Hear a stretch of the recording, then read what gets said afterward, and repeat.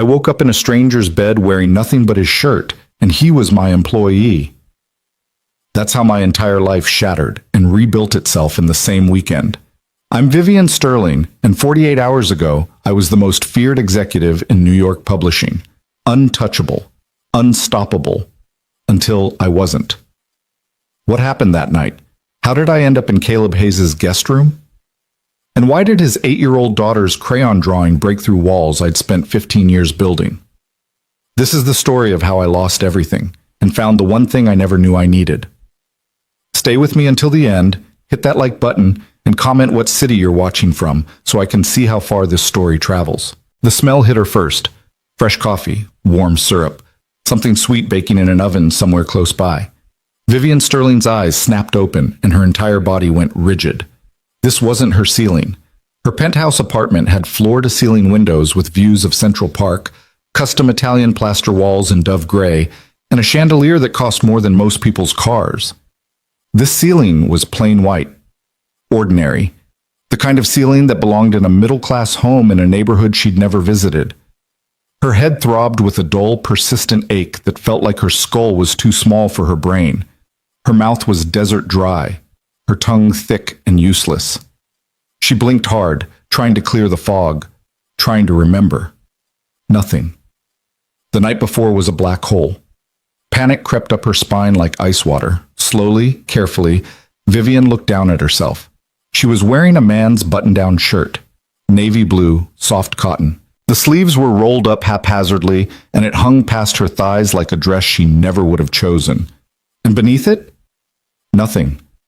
Her breath caught in her throat. No. No, no, no. This wasn't happening. This couldn't be happening.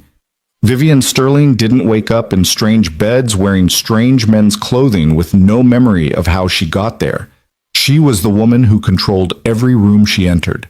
She was the senior vice president of Whitmore and Associates, one of the most prestigious publishing houses in Manhattan. She didn't lose control. Ever. She sat up too fast and the room tilted dangerously. Her stomach lurched. She pressed a hand to her forehead, willing herself not to be sick, and forced herself to breathe. In, out, in, out. Focus. The room was small but tidy. A dresser against one wall with a lamp and a stack of books. Thrillers, mostly, nothing literary. A simple gray comforter that smelled freshly washed. Clean white walls with no artwork, no personality. A window with thin curtains that let in weak morning light. A guest room. She was in someone's guest room. But whose? Vivian scanned the floor for her clothes, her purse, her phone, anything. She spotted her black pencil skirt draped over a chair in the corner, her silk blouse folded neatly beside it. Her heels sat underneath, paired together like someone had been careful with them. Her phone was on the nightstand, plugged into a charger that wasn't hers. Someone had taken care of her, but who? And why couldn't she remember? She reached for the phone with trembling fingers. The screen lit up, 8:47 a.m., Saturday morning. 12 missed calls from her assistant, 8 text messages, 3 voicemails. And then she saw it, a text from herself, sent at 2:34 a.m. I'm okay, staying somewhere safe, don't worry. The typos made her stomach turn. She never sent messages like that. Never. Footsteps sounded in the hallway outside the bedroom door. Vivian's heart slammed against her ribs. She grabbed the comforter and pulled it up to her chest, her body coiled tight, ready to fight or flee or scream. The door opened. And standing in the doorway, holding a mug of coffee and looking like he hadn't slept in days, was Caleb Hayes. Caleb Hayes, one of her junior editors, quiet, competent, invisible.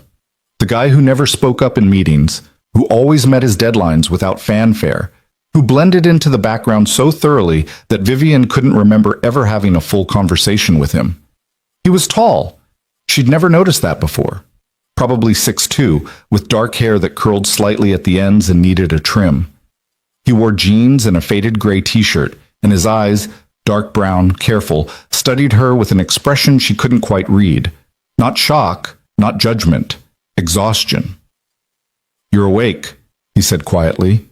His voice was low, steady, the kind of voice that didn't demand attention but somehow commanded it anyway. How are you feeling? Vivian opened her mouth, closed it, opened it again. What? Her voice came out as a rasp. She cleared her throat and tried again. What happened?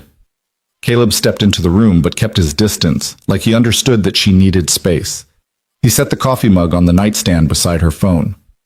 You don't remember? She shook her head, humiliation burning through her chest like acid. Caleb sighed and ran a hand through his hair. I found you outside Murphy's Tavern around 1:30 this morning. You were sitting on the curb in the rain. Your phone was dead, and you couldn't tell me your address. You could barely stand. Murphy's Tavern, the dive bar 3 blocks from her office building. She'd walked past it 1,000 times and never gone inside. Vivian's mind scrambled for context, for memory, for anything. I was drinking? You'd been crying, Caleb said gently. You kept saying you didn't have anywhere to go, that you didn't want to be alone. The words hit her like a slap. No. She would never say that. She would never show that kind of weakness, especially not to an employee, especially not to someone like Caleb Hayes, who she'd probably spoken to a grand total of 5 times in the 3 years he'd worked at Whitmore. I brought you here, Caleb continued, his tone carefully neutral. You fell asleep in the car. I put you in the guest room, made sure you were okay, and left you to rest. That's it. Nothing else happened. Nothing else happened. The relief should have been immediate, but instead, a different kind of shame twisted through her gut. She'd been vulnerable in front of him, weak, out of control. Everything she'd spent her entire adult life trying to avoid. Your clothes are over there, Caleb said, nodding toward the chair. I washed them this morning. They should be dry. There's coffee, and I made breakfast if you're hungry. Bathroom's across the hall if you need it. He turned to leave. Wait. The word came out sharper than she intended. Caleb paused, his hand on the doorframe. Vivian forced herself to meet his eyes. Why did you help me? It was the question that didn't make sense. She wasn't kind to him. She wasn't kind to anyone. She was the woman who made junior editors cry in manuscript meetings. She was the woman who sent emails at 2 a.m. and expected responses by morning. She was the woman who didn't remember her employees' names unless they were important enough to matter. Caleb looked at her for a long moment, and something flickered across his face, something that might have been pity or understanding or sadness. Because you needed help, he said simply. And I was there. Then he left, pulling the door closed behind him with a soft click. Vivian sat frozen in the bed, staring at the space where he'd been standing. Because you needed help, like it was that easy. Like kindness was just something people did without calculating the cost. She wanted to hate him for seeing her like this. She wanted to grab her clothes and leave and pretend this never happened. But her body wasn't cooperating. Her head still pounded, her hands still shook. And beneath the humiliation and the panic, there was something else. Exhaustion. Bone-deep, soul-crushing exhaustion. She picked up the coffee mug. It was warm in her hands, and the smell was rich and dark and perfect. She took a sip.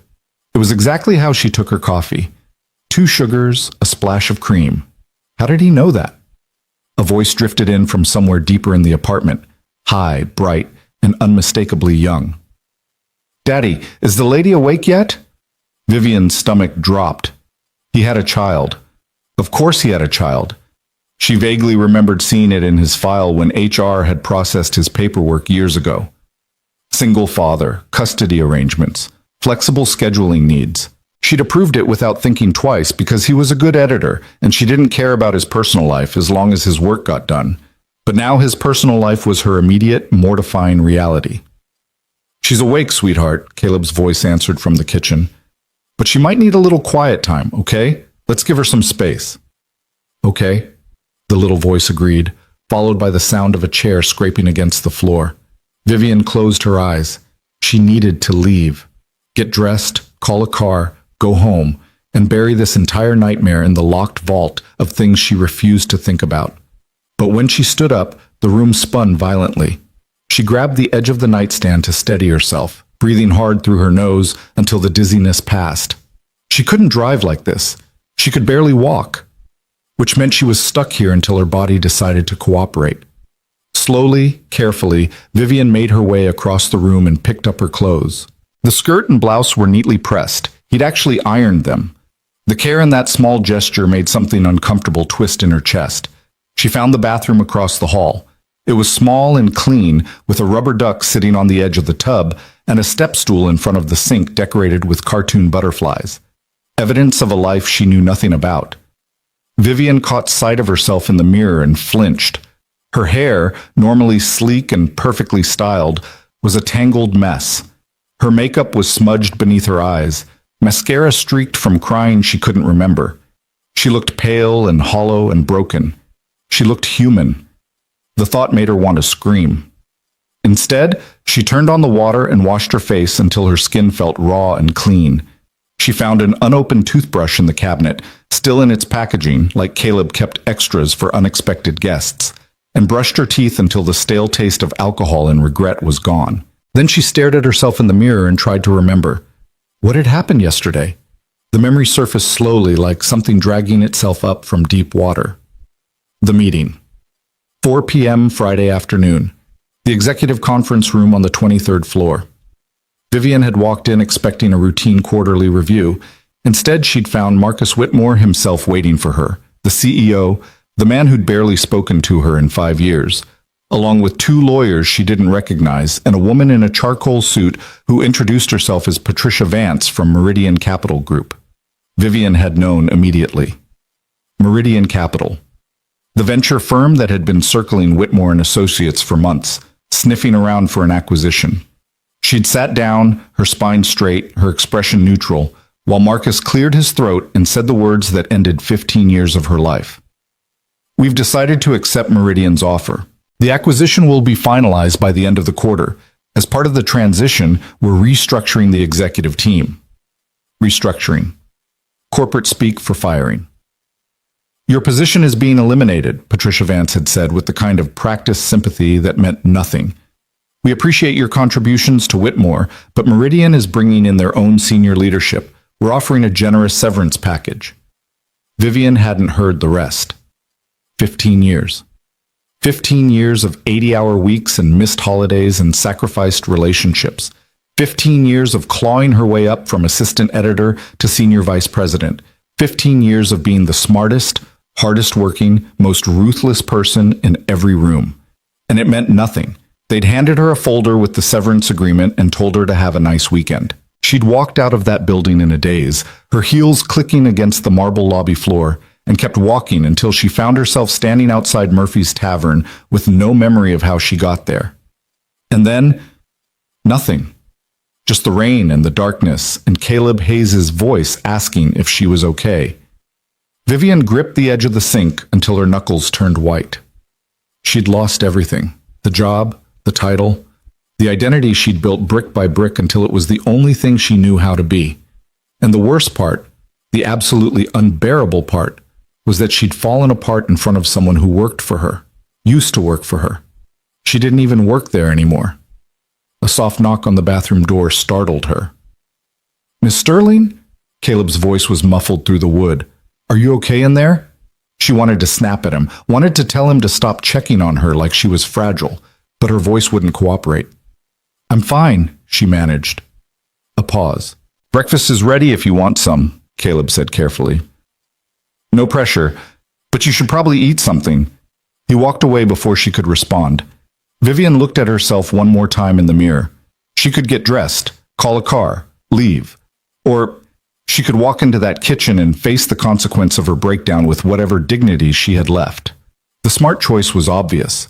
But Vivian was so tired of being smart.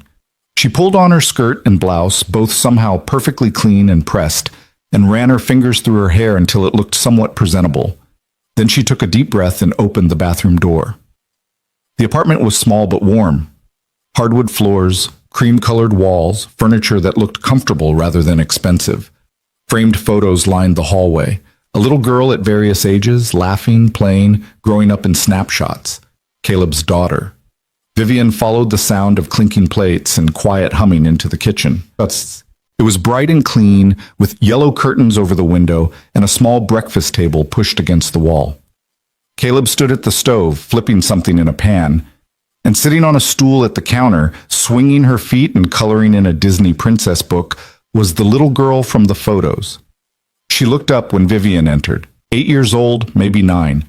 Dark curls pulled into a messy ponytail. Brown eyes, her father's eyes, wide and curious. She wore unicorn pajamas and had a smudge of what looked like syrup on her cheek. "Hi," the girl said brightly, like meeting strange women in her kitchen was a perfectly normal Saturday morning occurrence. "I'm Lila. Are you my dad's friend?" Vivian froze. Caleb turned from the stove, a spatula in one hand. "Lila, remember what we talked about? Let Miss Sterling have some space, okay?" "It's okay," Vivian heard herself say. Lila grinned. "Do you like pancakes? My dad makes animal ones. He's really good. See?" She pointed to a plate on the counter where 3 pancakes were arranged to vaguely resemble a bear, a bunny, and something that might have been an elephant. "They're—" Vivian searched for words. "Very creative." "That's a nice way of saying they look weird," Lila said cheerfully. "It's okay. They taste better than they look." Caleb huffed a quiet laugh and shook his head. "Lila, give Miss Sterling a break. She's not feeling great this morning." "Oh."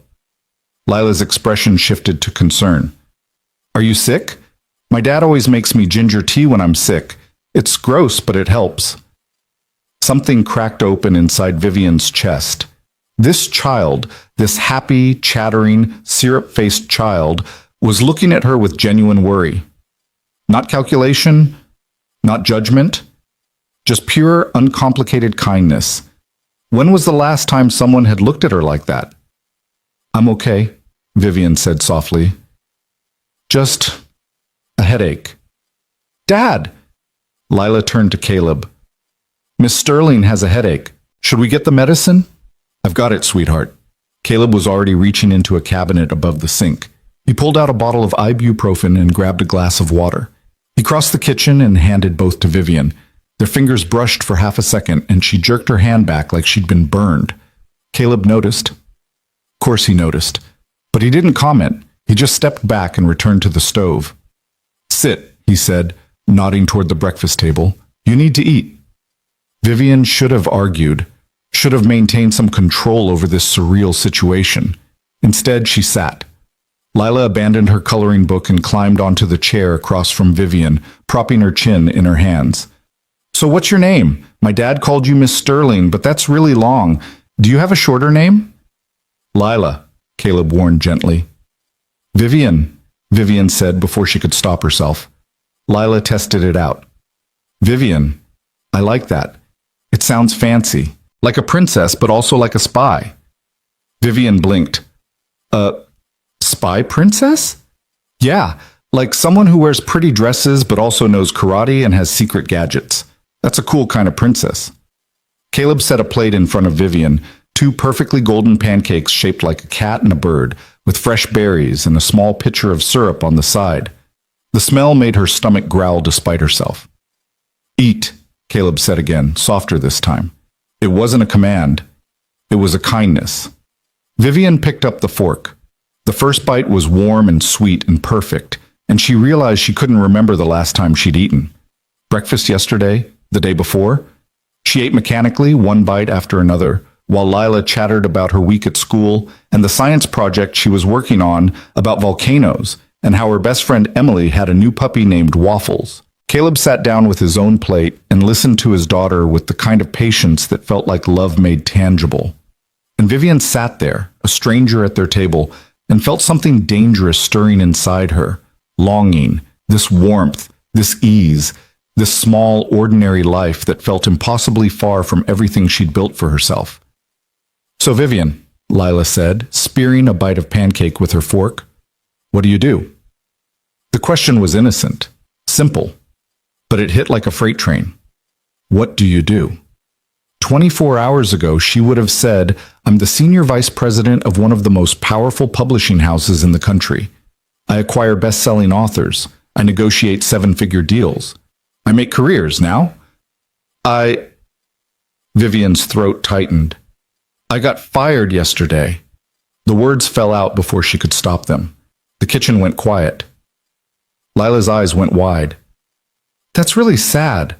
I'm sorry." Caleb's gaze sharpened, but he didn't look surprised. Maybe he'd guessed. Maybe he'd heard the crying she couldn't remember. It's fine, Vivian said quickly, mechanically. It's just business. These things happen. But her hands were shaking. Caleb stood abruptly and grabbed the coffee pot. He refilled Vivian's mug without asking if she wanted more, then topped off his own. Lila, he said quietly. Why don't you go get ready? We need to leave for soccer practice in 30 minutes. But go. It wasn't harsh, but it was final. Lila recognized the tone. She slid off her chair, gave Vivian one last curious look, and padded out of the kitchen. The silence she left behind felt enormous. Caleb sat back down across from Vivian and cradled his coffee mug in both hands. I heard rumors, he said finally, about the acquisition. People have been talking for weeks. Vivian laughed bitterly. Apparently everyone knew except me. I doubt that. No, it's true. I was so focused on my projects, my authors, my next promotion. She stopped herself, took a shaky breath. I didn't see it coming. Nobody ever does. His voice was kind, too kind. It made her want to scream. I don't need your pity, Vivian said, sharper than she meant to. Caleb didn't flinch. I'm not pitying you. I'm just sorry. That's a terrible way to find out your work didn't matter as much as you thought it did. The honesty of it stunned her into silence. For what it's worth, Caleb continued, you were a brilliant editor. Everyone knew it. The authors you signed, the books you championed, they changed the industry. And now someone else will take credit for them. Maybe. Or maybe you'll do something better. Vivian looked up sharply. Better than 15 years of my life? Caleb met her gaze steadily. Better than a company that didn't value you enough to fight for you. The words hung in the air between them. Vivian felt something crack inside her chest, something she'd kept carefully sealed for years. She looked down at her plate, at the half-eaten pancakes shaped like animals a man had made for his daughter on a Saturday morning, and realized she was crying. Not sobbing, just silent tears tracking down her cheeks like traitors. She wiped them away furiously. I'm sorry, I don't know what's wrong with me. You're human, Caleb said gently. That's what's wrong with you. And somehow, impossibly, that made her cry harder. Caleb slid a box of tissues across the table and didn't say anything else. He just let her fall apart in his kitchen while his daughter sang off key in another room, and the morning light filtered through yellow curtains. When Vivian finally managed to stop, her head pounded worse than before, and her eyes felt swollen. I should go, she said hoarsely. Okay. But neither of them moved. Why are you being nice to me? Vivian asked. The question sounded small and broken. I was never nice to you. Caleb considered this. You weren't cruel either. You were just busy, focused. And honestly, he smiled faintly. I didn't need you to be nice. I needed you to be good at your job. And you were. The best I've ever seen. Past tense. Only because the job ended, not because you stopped being good. Vivian looked at him, really looked at him, for the first time since waking up in his guest room. Caleb Hayes wasn't invisible, not up close like this. He had laugh lines around his eyes and a scar on his chin and hands that looked like they'd built things, fixed things, held things together when they wanted to fall apart. He looked like someone who'd survived something difficult and come out softer instead of harder, the exact opposite of her. I'm starting my own agency, Vivian said suddenly. The words surprised her as much as they surprised him, but once she said them, she knew they were true. I have clients who will follow me, she continued, the ideas crystallizing as she spoke. Authors I've worked with for years. I have the connections, the reputation, the capital from my severance. I could build something new, something mine. Caleb's eyebrows rose. That's ambitious. I don't know how to be anything else. I believe that. Vivian hesitated. This next part was terrifying, but she'd already humiliated herself in every possible way. What was one more risk? I'd need an associate editor, she said carefully, someone I trust, someone who understands quality and knows how to make writers feel valued, not just productive. Caleb went very still. I'm offering you a job, Vivian said, her heart hammering. Better salary than Whitmore, better hours, remote flexibility. I know you need that for Lila. Full benefits, partnership track if things go well. Vivian, You're good at what you do, she pressed on. Better than good. I've seen your editorial notes. I've watched how authors respond to you. You make them better without making them feel small. That's rare. That's valuable. Caleb rubbed a hand over his face. This is a lot. I know. I'd need to think about it. Of course. And I'd need to know this isn't just gratitude or guilt or whatever this is. He gestured vaguely at the table, at the situation. Vivian straightened her spine, finding her old armor in the vulnerability. This is business. I need someone I can trust, and you're the best person for the job. Everything else is separate. It was a lie, and they both knew it. But Caleb nodded slowly. Okay, let me think about it. I'll give you an answer by Monday. Monday's fine. They sat there for another moment, the weight of the offer settling between them like something fragile and dangerous. Then Lila bounced back into the kitchen, now dressed in soccer gear with her hair in a fresh ponytail. Ready? She announced. Caleb stood. Let me drive you home, he said to Vivian. You're in no shape to take the subway. I can call a car. Let me drive you. It wasn't a request. Vivian found herself nodding. 20 minutes later, she was sitting in Caleb's aging Honda Civic with Lila chattering from the back seat about her soccer team's upcoming tournament. The car smelled like French fries and vanilla air freshener, and there was a car seat still installed even though Lila was clearly too big for it now. Evidence of a life lived in the margins between paycheck and paycheck, between responsibility and dreams. When they pulled up to Vivian's building, all glass and steel and doormen in uniforms, Caleb whistled low. Nice place. It's just a building. It's a palace. Vivian unbuckled her seatbelt but didn't get out yet. Thank you, she said quietly, for last night, for this morning, for all of it. Caleb's hands tightened on the steering wheel. You don't need to thank me. I do, though. In the back seat, Lila leaned forward. Are you coming to my soccer game? It's at 2 o'clock in Riverside Park. Lila, Caleb said, embarrassed. But Vivian found herself smiling, a real smile, small and uncertain, but genuine. Maybe next time, she said. Lila beamed. Okay, bye, Vivian. Goodbye, Lila. Vivian opened the door and stepped out into the cool morning air. She turned back one last time. Think about my offer, she said to Caleb. I will. Their eyes met, and something passed between them, an understanding, a question, a possibility. Then Vivian closed the door and walked toward her building, her shoulders straight and her head high, even though she felt like she might collapse at any moment. The doorman greeted her with the same polite deference as always. Good morning, Miss Sterling. Good morning, James. She rode the elevator to the 22nd floor, walked down the silent hallway to her apartment, and locked herself inside. The penthouse was exactly as she'd left it. Pristine, sterile, perfect. A museum of a life she'd built and never actually lived in. Vivian set her purse down on the marble counter and stood in the middle of her kitchen. The kitchen she'd never cooked in, never made pancakes in, never shared with anyone who mattered. And for the first time in 15 years, she let herself wonder if maybe, just maybe, she'd been building the wrong thing all along. Her phone buzzed. A text from an unknown number. It's Caleb, just making sure you got home okay. Vivian stared at the message for a long moment. Then she typed back. I'm home. Thank you. 3 dots appeared. Disappeared. Appeared again. Take care of yourself, Vivian. She set the phone down and walked to the window, looking out over the city that had taken everything from her and given nothing back. Somewhere out there, Caleb Hayes was driving his daughter to soccer practice in a beat-up Honda. He was making animal-shaped pancakes and keeping extra toothbrushes for strangers, and believing that kindness was something you just did without asking for anything in return. And Vivian Sterling, for the first time in her entire adult life, wanted to be part of something that simple, something that real.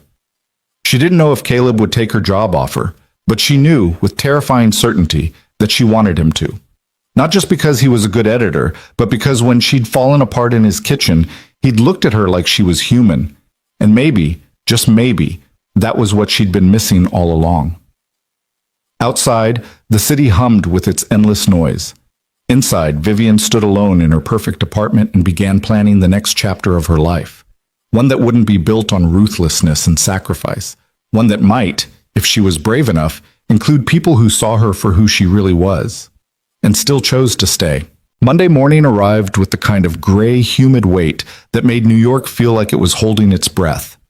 Vivian stood in her walk-in closet, staring at rows of perfectly pressed suits and designer dresses that suddenly felt like costumes for a role she no longer played. Her hand hovered over a charcoal Armani blazer, her armor for 1,000 high-stakes meetings, before falling away. She chose black pants and a cream silk blouse instead. Simple, professional, but softer somehow. Her phone buzzed on the dresser. A text from her lawyer confirming the meeting at 10 a.m. to finalize the severance paperwork. Another from her accountant asking about quarterly tax estimates that no longer mattered. 3 LinkedIn messages from headhunters who'd somehow already heard about Whitmore's restructuring. Nothing from Caleb. It had been 2 days since he'd dropped her off in front of her building. 2 days since she'd made an impulsive job offer in his kitchen while his daughter ate pancakes and hummed Disney songs. 2 days of silence. Vivian told herself it didn't matter, that she'd been ridiculous to think he'd actually consider working for her after witnessing her complete breakdown, that she had plenty of other options for associate editors, better options probably, people with more experience and fewer complications. But every time her phone lit up, her heart jumped. She hated herself for it. By 9:30, Vivian was sitting in her lawyer's office in Midtown, signing away 15 years of her life in careful, precise strokes. Patricia Chen, her attorney, slid document after document across the mahogany desk with practiced efficiency. "The severance is generous," Patricia said, tapping a paragraph with her pen. 18 months salary, full benefits continuation for a year, and your stock options vest immediately. With the acquisition premium, you're looking at just over $2 million after taxes. $2 million. It should have felt like winning. Instead, it felt like a payoff to disappear quietly. "And the non-compete clause?" Vivian asked, scanning the contract. "Standard. You can't work for a direct competitor for 12 months, but starting your own agency? That's a gray area. As long as you're not poaching Whitmore's current client list or staff, you should be fine." "Should be?" Patricia smiled thinly. "Nothing's guaranteed, Vivian, but I've negotiated an addendum that gives you more latitude. You can represent authors who approach you independently, and you can hire employees who resign voluntarily. Just don't send mass recruitment emails from your old company account." Vivian signed the final page and pushed the stack back across the desk. "Done," Patricia said. "You're officially a free agent." Free. The word echoed strangely in Vivian's head as she walked out of the building into the humid morning. Free implied possibility, opportunity, liberation. All she felt was unmoored. Her phone rang. Unknown number. She answered without thinking. "Vivian Sterling?" "Miss Sterling? This is Amanda Corso." Vivian's breath caught. Amanda Corso, the literary agent who represented 3 of the biggest names in contemporary fiction, the woman Vivian had been courting for years, hoping to poach her clients for Whitmore. "Amanda, this is unexpected." "I heard about Whitmore." Amanda's voice was crisp, professional, but not unkind. "I'm sorry. That's a hell of a way to end a career." "It's not ending," Vivian said automatically. "I'm starting my own agency." "I know. That's why I'm calling." Vivian stopped walking. Around her, the Midtown lunch crowd flowed past in rivers of suits and cell phones. "You know? Publishing is a small world, Vivian. Word travels fast, and I've been thinking about making a change myself. CAA is too corporate these days. Too many committees, too much bureaucracy. I want to work with someone who actually cares about books instead of quarterly earnings reports." Vivian's mind raced. Amanda Corso wanting to join her agency? This was bigger than she'd dared to imagine. "I'm listening," Vivian said carefully. "I'll be direct. I'm looking for a partner, not an employer. Equal stake, equal say, combined client list. I bring 15 A-list authors and a team of 3 junior agents. You bring your editorial expertise and your reputation. We build something new together." It was perfect. It was everything Vivian needed to launch successfully. So why did her stomach twist with hesitation? "That's a generous offer," Vivian said slowly. Can I think about it? A pause. You're the one who's always 10 steps ahead, Vivian. What's there to think about? I've already made another offer. I need to see if it's accepted first. Another partner? An associate editor. Who? Vivian hesitated. Caleb Hayes. Silence. Then Amanda laughed. Not cruel, but genuinely surprised. The single dad from your editorial team? The one who never talks in meetings? Heat crept up Vivian's neck. He's talented. His editorial notes are exceptional, and authors trust him. I'm sure he's lovely, Vivian, but this is the big leagues. You need someone with gravitas, industry presence, not a junior editor who's still paying off student loans. The dismissiveness in Amanda's tone struck something raw in Vivian's chest. Caleb Hayes, she said coolly, has more integrity and skill than half the senior editors at Whitmore combined. He's exactly the kind of person I want to build something with. Another pause, longer this time. All right, Amanda said, her tone shifting to something more measured. I respect that. But my offer has a timeline. I need an answer by Friday. If you're not interested, I have other options. I'll let you know by Thursday, Vivian said. Thursday works. Good luck, Vivian. The call ended. Vivian stood on the sidewalk, her phone still pressed to her ear, and realized her hand was shaking. Amanda Corso. A partnership that would guarantee success from day one. Or Caleb Hayes. A risk that felt like something else entirely. Her phone buzzed again. This time, a text from a number she recognized. Caleb. Can we meet? There's a coffee shop on Amsterdam and 76th, Lou's place. Are you free around noon? Vivian checked her watch, 11:15. I'll be there, she typed back. Lou's place turned out to be exactly the kind of neighborhood cafe Vivian would normally never enter. Mismatched furniture, local art on the walls, the smell of fresh bread and espresso, and a chalkboard menu listing drinks with names like the Brooklyn Fog and Honey Lavender Dreamer. Caleb was already there, sitting at a corner table with 2 cups of coffee in front of him. He stood when she approached, looking uncertain, like he wasn't sure if they were supposed to shake hands or hug or just nod. They settled on nodding. I ordered you a cappuccino, Caleb said. But I can get something else if... This is perfect, thank you. They sat. The coffee shop hummed with quiet conversation around them. Writers with laptops, students with textbooks, an elderly couple sharing a pastry. Normal life. The kind Vivian rarely noticed. Caleb wrapped his hands around his mug. I've been thinking about your offer. Vivian's heart hammered. And? He met her eyes. Why me? Really? You could hire anyone, someone with more experience, better credentials. Why take a chance on a single dad who'll need to leave early for school pickup and can't work weekends when I have Lila? The honesty of the question deserved an honest answer. Because when I fell apart in your kitchen, Vivian said slowly, you didn't treat me like I was broken. You treated me like I was human, and I've spent 15 years in this industry watching people treat authors like products and editors like machines. I don't want to build that again. Caleb's expression softened. That's a good reason. Also, your editorial notes on the Morrison manuscript last spring were the best I've seen in a decade. You helped her find the emotional core of that story without changing her voice. That's rare. That's what I need. The Morrison manuscript that Whitmore rejected? The same one. Which, by the way, I'm going to sign as my first client if she'll have me. A slow smile spread across Caleb's face. She will. I saw her tweet about the acquisition. She's not happy with how Meridian treated her. Good. Then we'll make it right. Caleb took a sip of his coffee, considering. I talked to Lila about it. Explained that I might be changing jobs, working from home more, which would mean more time with her, but also more responsibility for me. What did she say?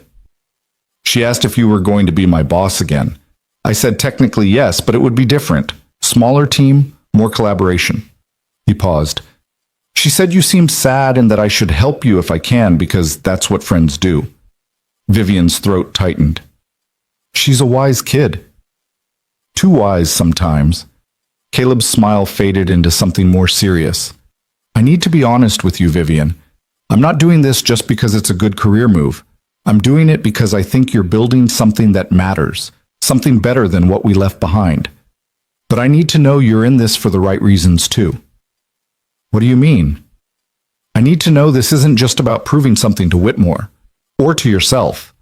I need to know you actually want to create a place where people, authors, editors, everyone, are treated like human beings instead of assets. The directness of it should have offended her. Instead, it felt like relief. I want that, Vivian said quietly. I don't know if I know how to do it yet, but I want to try. Caleb studied her for a long moment. Then he extended his hand across the table. Okay, I'm in.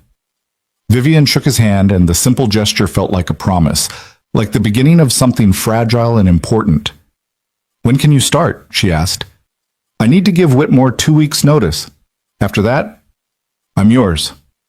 I'm yours. The word sent an unexpected flutter through Vivian's chest that had nothing to do with business. She pushed it aside. I'm meeting with Office Spaces tomorrow, she said, shifting into planning mode. Something small to start. Maybe Chelsea or Flatiron. And I need to set up the LLC, open business accounts, get insurance. Vivian, Caleb's voice was gentle but firm. Breathe. She stopped. Realized she'd been talking faster and faster, her shoulders creeping up toward her ears. Sorry, there's so much to do. I know, but you don't have to do it all today. He smiled. Besides, you have a partner now. We'll figure it out together. Partner. The word settled over her like a warm blanket. They spent the next hour mapping out logistics. Caleb had a friend who was a graphic designer who could help with branding. Vivian had contacts at publishing houses who might send projects their way. They debated names for the agency, rejecting a dozen options before Caleb suggested something simple. What about Sterling Hayes Literary? He said. Clean, professional. Tells people exactly who we are. It sounds like a law firm. It sounds legitimate. Vivian considered it. Sterling Hayes. Her name paired with his, like they were equals, like she wasn't alone anymore. I like it, she said finally. Caleb grinned. Then it settled. Her phone buzzed, a text from Patricia Morrison, the author whose manuscript Whitmore had rejected. Vivian, heard you're going independent. I want in. Let's talk. Vivian showed Caleb the message. That was fast, he said. She's been waiting for an excuse to leave Meridian. I just gave her one. So we have our first client. We have our first client, Vivian repeated, and the reality of it hit her like a wave. This was actually happening. She was actually doing this. Over the next 2 weeks, Vivian's life transformed into controlled chaos. She signed a lease on a small office space in Chelsea, just 2 rooms and a shared conference area, but it had good light and exposed brick and felt nothing like the corporate sterility of Whitmore. She hired a business attorney, a CPA, and an HR consultant to handle the paperwork. She designed a website, ordered business cards, and set up a company email. And slowly, carefully, she began reaching out to authors. Not poaching, nothing that would violate her non-compete, just quiet conversations with writers whose contracts were ending, whose agents had retired, who were unhappy with their current representation. Patricia Morrison was the first to sign. Then James Chen, a thriller writer Vivian had worked with for years. Then Sarah Okonkwo, a debut novelist whose manuscript Vivian had championed against Whitmore's marketing team. By the time Caleb's 2 weeks were up, Sterling Hayes Literary had 6 clients and a waiting list. Caleb showed up at the office on his first official day carrying a box of his belongings from Whitmore and a bag of bagels from a shop near his apartment. Breakfast, he announced, setting everything down on the desk that would become his. Figured we should start this right. Vivian looked at the bagels, still warm, with cream cheese and lox on the side, and felt something catch in her chest. You didn't have to do that. I know, but Lila insisted. She said new jobs need celebration food. She's very wise for 8 years old. Almost 9, Caleb corrected with a smile. Her birthday's next month. Fair warning, she's already planning the party and wants to invite everyone she's ever met. Vivian poured coffee from the machine she'd installed in the tiny kitchenette. Are we everyone she's ever met? You definitely are. She talks about you constantly. Is Vivian going to be at the office? Does Vivian like horses? Can Vivian come to my birthday? The casual mention of Lila's questions made Vivian's heart squeeze. She's a sweet kid. She's a menace, Caleb said affectionately. But yeah, she's pretty great.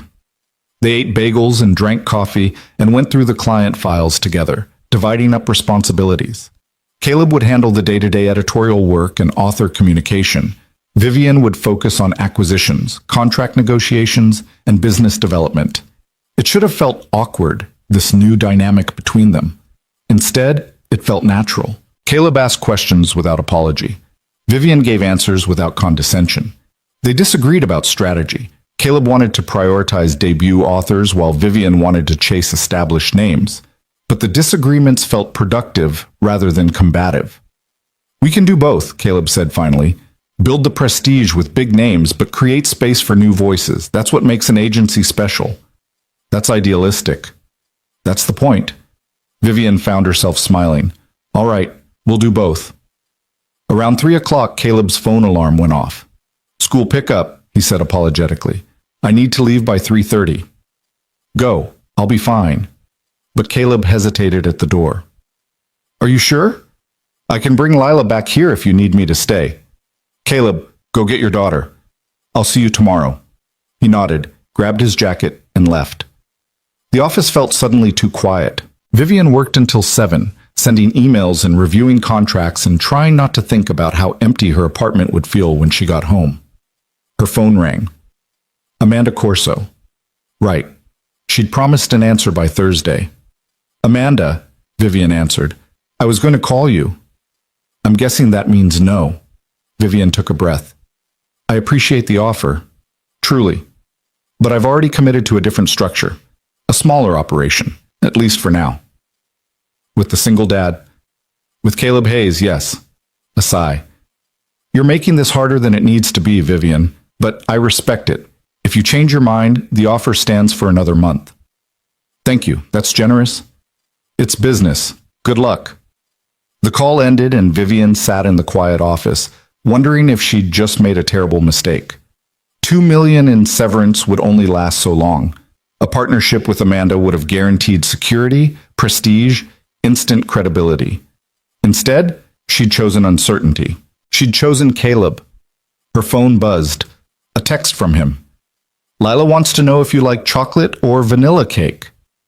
Vivian stared at the message, confused. Why? For her birthday party, she's making a list of everyone's preferences, very thorough. Something warm bloomed in Vivian's chest. "Chocolate," she typed back. 3 dots appeared immediately. "She says good choice. Also, she wants to know if you're coming." Vivian's fingers hovered over the keyboard.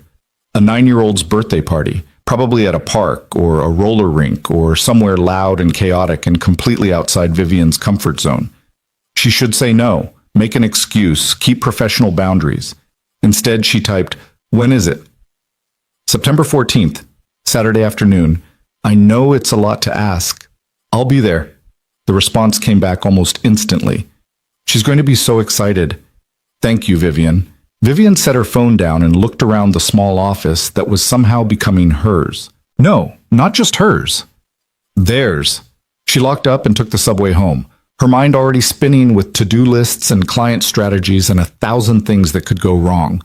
But underneath all of it was something unfamiliar. Anticipation. Not for success or recognition or validation, just for tomorrow. For working beside someone who saw her as a human being instead of a boss.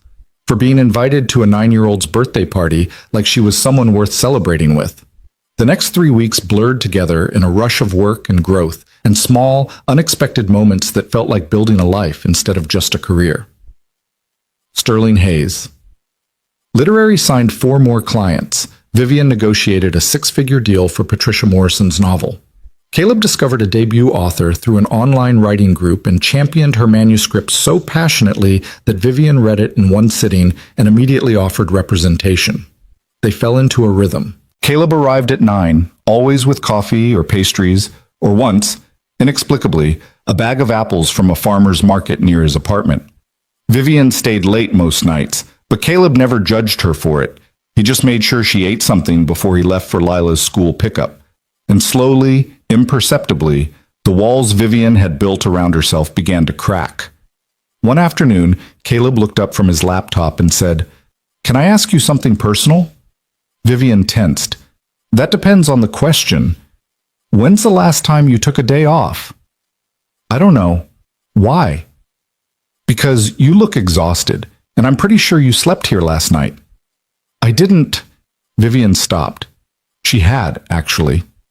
Fallen asleep at her desk around 2 a.m. and woken up with her cheek pressed against a contract at dawn. Vivian? Caleb's voice was gentle. You're allowed to rest. The agency won't fall apart if you take a weekend. I know that. Do you? The question hung between them.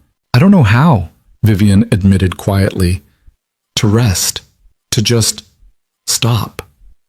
Caleb was quiet for a moment. Then he said, Lila's birthday is this Saturday. Come. Not as my business partner, just as a friend. Eat terrible cake, watch kids scream on a playground, and don't think about work for 3 hours. Friend. The word felt foreign and dangerous and exactly what she needed. Okay, Vivian said. I'll come. Saturday arrived cool and clear, the first hint of fall in the air. Vivian stood outside Riverside Park, watching families stream through the gates with balloons and gift bags, and children who ran ahead shouting with joy. She felt absurdly out of place. But then she saw Lila, wearing a purple birthday crown and a dress covered in stars, sprinting toward her with arms outstretched. Vivian, you came! You actually came! The little girl crashed into her with the kind of hug that didn't care about boundaries or professionalism or anything except pure happiness. Vivian froze for half a second. Then, carefully, she hugged back. Happy birthday, Lila. Come on, I have to introduce you to everyone. Lila grabbed her hand and dragged her toward a picnic area where Caleb was setting up tables covered with decorations. He looked up when they approached, and his smile was warm and genuine and made Vivian's stomach flip in a way that had nothing to do with anxiety. You made it, he said. I said I would. I know, but I'm still glad. The party was chaos in the best possible way. 20 children running wild, parents chatting on the sidelines, a boombox playing pop music, and a cake shaped like a unicorn that was almost too beautiful to cut.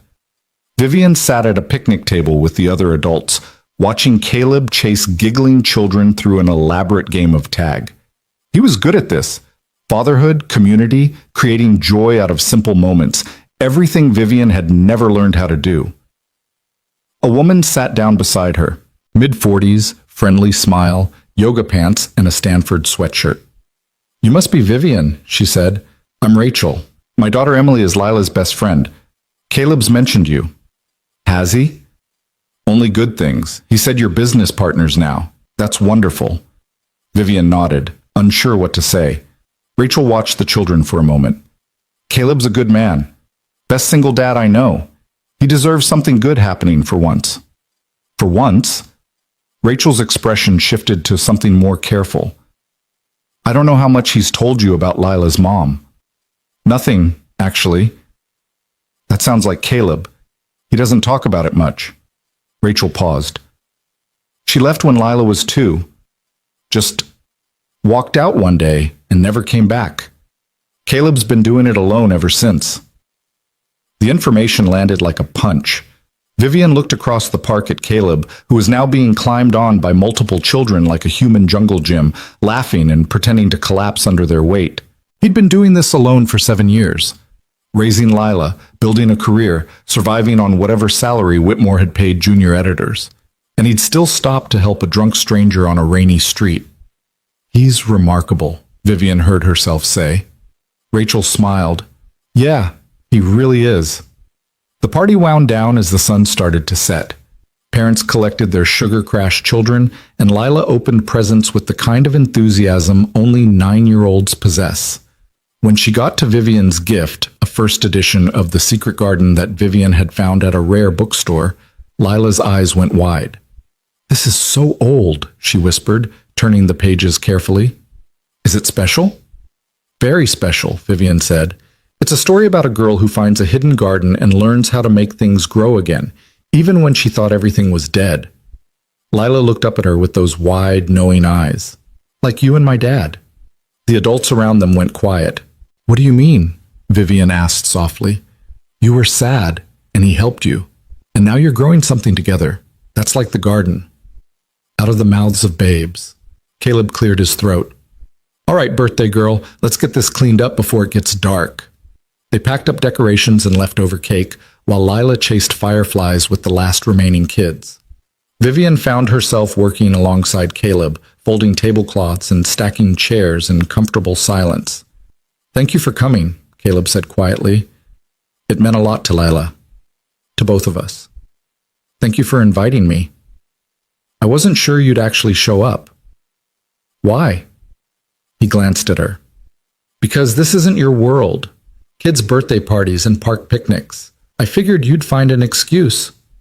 Vivian should have been offended. Instead, she just felt seen. A month ago, you would have been right, she said. But things are different now. How? She met his eyes. I'm different now. The air between them shifted, charged with something neither of them was ready to name. Lila's voice broke the moment. Dad, can Vivian come over for movie night? Caleb blinked. Lila, I'm sure Vivian has... I'd love to, Vivian said, surprising herself. Caleb looked at her. You don't have to. I want to. And she meant it. An hour later, Vivian found herself on Caleb's worn couch, Lila curled up between them in fresh pajamas, watching Moana for what Caleb quietly informed her was probably the 100th time. The apartment was warm and comfortable and lived in, nothing like Vivian's sterile penthouse. It felt like home. Halfway through the movie, Lila fell asleep with her head on Vivian's shoulder. Caleb noticed and smiled. She likes you. The feeling's mutual. I can carry her to bed if she's bothering you. She's not bothering me. Vivian looked down at the sleeping child, at the trust in her peaceful expression, and felt something fundamental shift inside her chest. This was what she'd been missing. Not the corner office, or the seven-figure deals, or the recognition. Just this. Connection. Belonging. Being part of something real. When the movie ended, Caleb carried Lila to her bedroom. Vivian stood awkwardly in the living room, unsure if she should leave or stay, or what the protocol was for situations like this. Caleb returned, closing Lila's door softly behind him. More coffee? He offered. I should probably go. But she didn't move. Neither did he. They stood there in the quiet apartment, the only light coming from the kitchen, and Vivian realized with startling clarity that she didn't want to leave. She wanted to stay here, in this warm, imperfect space, with this man who'd seen her at her worst and chosen to believe in her anyway. Caleb, she said softly, why did you really say yes to my offer? He considered the question. Honestly? Honestly. Because I've watched you for 3 years. Seen how brilliant you are, how hard you work, how much you care even when you pretend not to. And I thought, if she's brave enough to start over, maybe I can be too. The vulnerability in his voice made Vivian's breath catch. I'm not brave, she whispered. I'm terrified. That's what makes it brave. They stood there, the space between them humming with possibility. Vivian knew she should leave, should maintain professional boundaries, should protect herself from whatever this was becoming, but she was so tired of protecting herself. Thank you, she said finally, for everything. The party, the movie night, all of it. I haven't felt this human in a very long time. Caleb's expression softened. You're always welcome here, Vivian. You know that, right? She nodded, not trusting her voice. At the door, Caleb helped her into her coat. His fingers brushed her shoulders, and the simple touch sent electricity down her spine. See you Monday? He said. Monday, she confirmed. But as she walked to the subway, Vivian knew that something had fundamentally changed. This wasn't just business anymore. This was something far more dangerous. And for the first time in her carefully controlled life, Vivian Sterling had no idea what came next.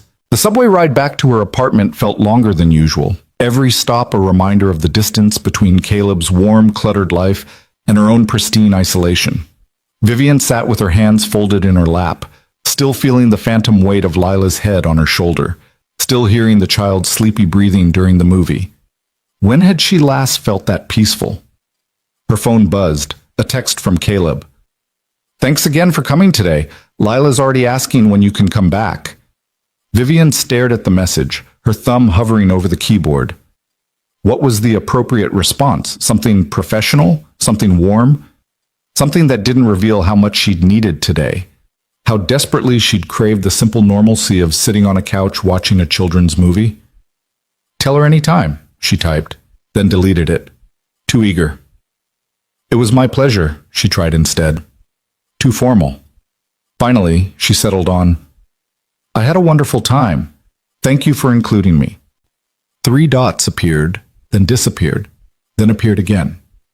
You're part of this now, Vivian. The agency, our lives, all of it. I hope you know that. Vivian read the message 3 times before putting her phone away, her heart doing something complicated in her chest. Part of this. When was the last time she'd been part of anything except her own ambition? The penthouse was exactly as she'd left it that morning, immaculate, silent. The city lights glittered through the floor-to-ceiling windows like a postcard of a life someone else was living. Vivian poured herself a glass of wine and stood at the window, looking out over Manhattan. Somewhere out there, Caleb was probably checking on Lila one more time before going to bed, making sure she was covered, kissing her forehead, being the kind of parent Vivian had never had and never thought she'd want to be around. Her phone rang. She almost didn't answer when she saw the caller ID, her mother. Vivian took a long sip of wine before accepting the call. Hello, Mother. Vivian. Finally, I've been calling for weeks. I've been busy. Too busy for your own mother? Catherine Sterling's voice carried its usual edge of disappointment that Vivian had spent 38 years trying and failing to dull. I heard about Whitmore. Why didn't you tell me? Of course she'd heard. Catherine Sterling made it her business to know everything happening in New York's professional circles, even from her retirement villa in Scottsdale. There was nothing to tell, Vivian said evenly. It was a business decision. I've already moved on. Moved on? Vivian, you threw away 15 years. You should be fighting this, calling lawyers, making sure they pay for what they did to you. They are paying. The severance was generous. Severance. Catherine said the word like it tasted bad. You sound like your father, always accepting defeat with dignity instead of fighting for what you deserve. Vivian's grip tightened on her wine glass. Her father had been a literature professor at Columbia, brilliant and kind and completely overshadowed by his wife's corporate ambitions. He'd died of a heart attack when Vivian was 25, and Catherine had remarked at the funeral that at least now he wouldn't hold Vivian back from her potential. I'm starting my own agency, Vivian said. Sterling Hayes Literary. I already have 10 clients and more interested. Hayes? Who's Hayes? My business partner, an editor I worked with at Whitmore. A partner? Catherine's tone sharpened. Vivian, you don't need a partner. You need employees, people who work for you, not with you. That's how you build power. I don't want power. I want something sustainable. Since when? You've spent your entire life chasing the corner office, and now you want to play small? This is about a man, isn't it? Vivian's stomach dropped. What? No. This is about building something better. I can hear it in your voice. You've gone soft. Let me guess. He has children? A sob story? Some reason you think you need to rescue him? The accuracy of it stung like a slap. This conversation is over, Vivian said quietly. Don't you dare hang up on me. I'm trying to save you from making the same mistakes I made. Your father was a lovely man, Vivian, but he made me weak. He made me care about things that didn't matter. Don't let some middle-class editor do the same to you. Vivian ended the call. Her hands were shaking. The wine glass trembled, sending tiny ripples across the surface of the burgundy liquid. Catherine Sterling had built a career as a corporate attorney by being ruthless, calculating, and completely alone. She'd pushed Vivian to be the same, stronger, harder, more successful. And Vivian had believed that was the only path worth taking. Until she'd woken up in a stranger's guest room wearing his shirt and realized her entire life had been a performance for an audience that didn't care. She set down her wine and pulled out her laptop. Work. She could bury herself in work and forget about her mother's voice and Caleb's kindness and the dangerous warmth growing in her chest. But when she opened her email, she found a message from Patricia Morrison. Vivian, just got the offer from Penguin. I can't believe it. 6 figures for a book Whitmore rejected. You're a miracle worker. Thank you for believing in me when no one else would. Vivian read the message twice, and something unfurled in her chest. This was why she'd started the agency. Not for power or prestige or revenge, but for this moment, knowing that she'd changed someone's life by simply believing in their work. She replied, "You did this, Patricia. I just opened the door. The book is extraordinary. I'm so proud to represent you." Then she closed her laptop and went to bed, falling asleep not to thoughts of market share and quarterly goals, but to the memory of Lila's laugh and Caleb's smile and the way his apartment had felt like home. Monday morning arrived with unseasonable heat, the kind that made New York streets shimmer and everyone move a little slower. Vivian arrived at the office early, as always, and found Caleb already there. He looked up from his laptop when she entered. "Morning. I brought muffins, blueberry, and chocolate chip." Vivian hung her bag on the hook by the door. "You don't have to keep bringing breakfast." "I know, but Lila insists on baking every Sunday, and we always have leftovers. You're doing me a favor." "Lila baked these?" "With minimal supervision and maximum chaos. They're delicious anyway." Vivian took a chocolate chip muffin and bit into it. The chocolate was still slightly melty, and the muffin itself was tender and sweet. "She's talented," Vivian said. "She gets that from her mother," Caleb said, then seemed to realize what he'd said. He looked away quickly, back to his screen. Vivian remembered what Rachel had told her at the party. She left when Lila was 2, just walked out one day and never came back. "Caleb," Vivian said gently, "you don't have to—" "We should go over the Maxwell contract," he interrupted. "I have some concerns about the rights language in Section 4. The subject change was abrupt and obvious, but Vivian let him have it. They spent the morning working in comfortable silence, broken only by occasional questions about contracts or editorial notes. Around noon, Caleb's phone rang. He glanced at the screen and frowned. "It's Lila's school. I need to take this." "Of course." Vivian watched his expression shift as he listened, going from concern to worried to something harder. "I'll be there in 20 minutes, he said, then hung up. "What's wrong?" Vivian asked. "Lila got in a fight. They need me to come pick her up." "A fight? Lila?" Caleb was already grabbing his jacket. "She punched another kid in the face. They're calling it a serious behavioral incident." "That doesn't sound like her." "It's not." Caleb ran a hand through his hair, stress radiating off him in waves. "She's never done anything like this. I need to go." "Wait." Vivian stood. "Let me come with you."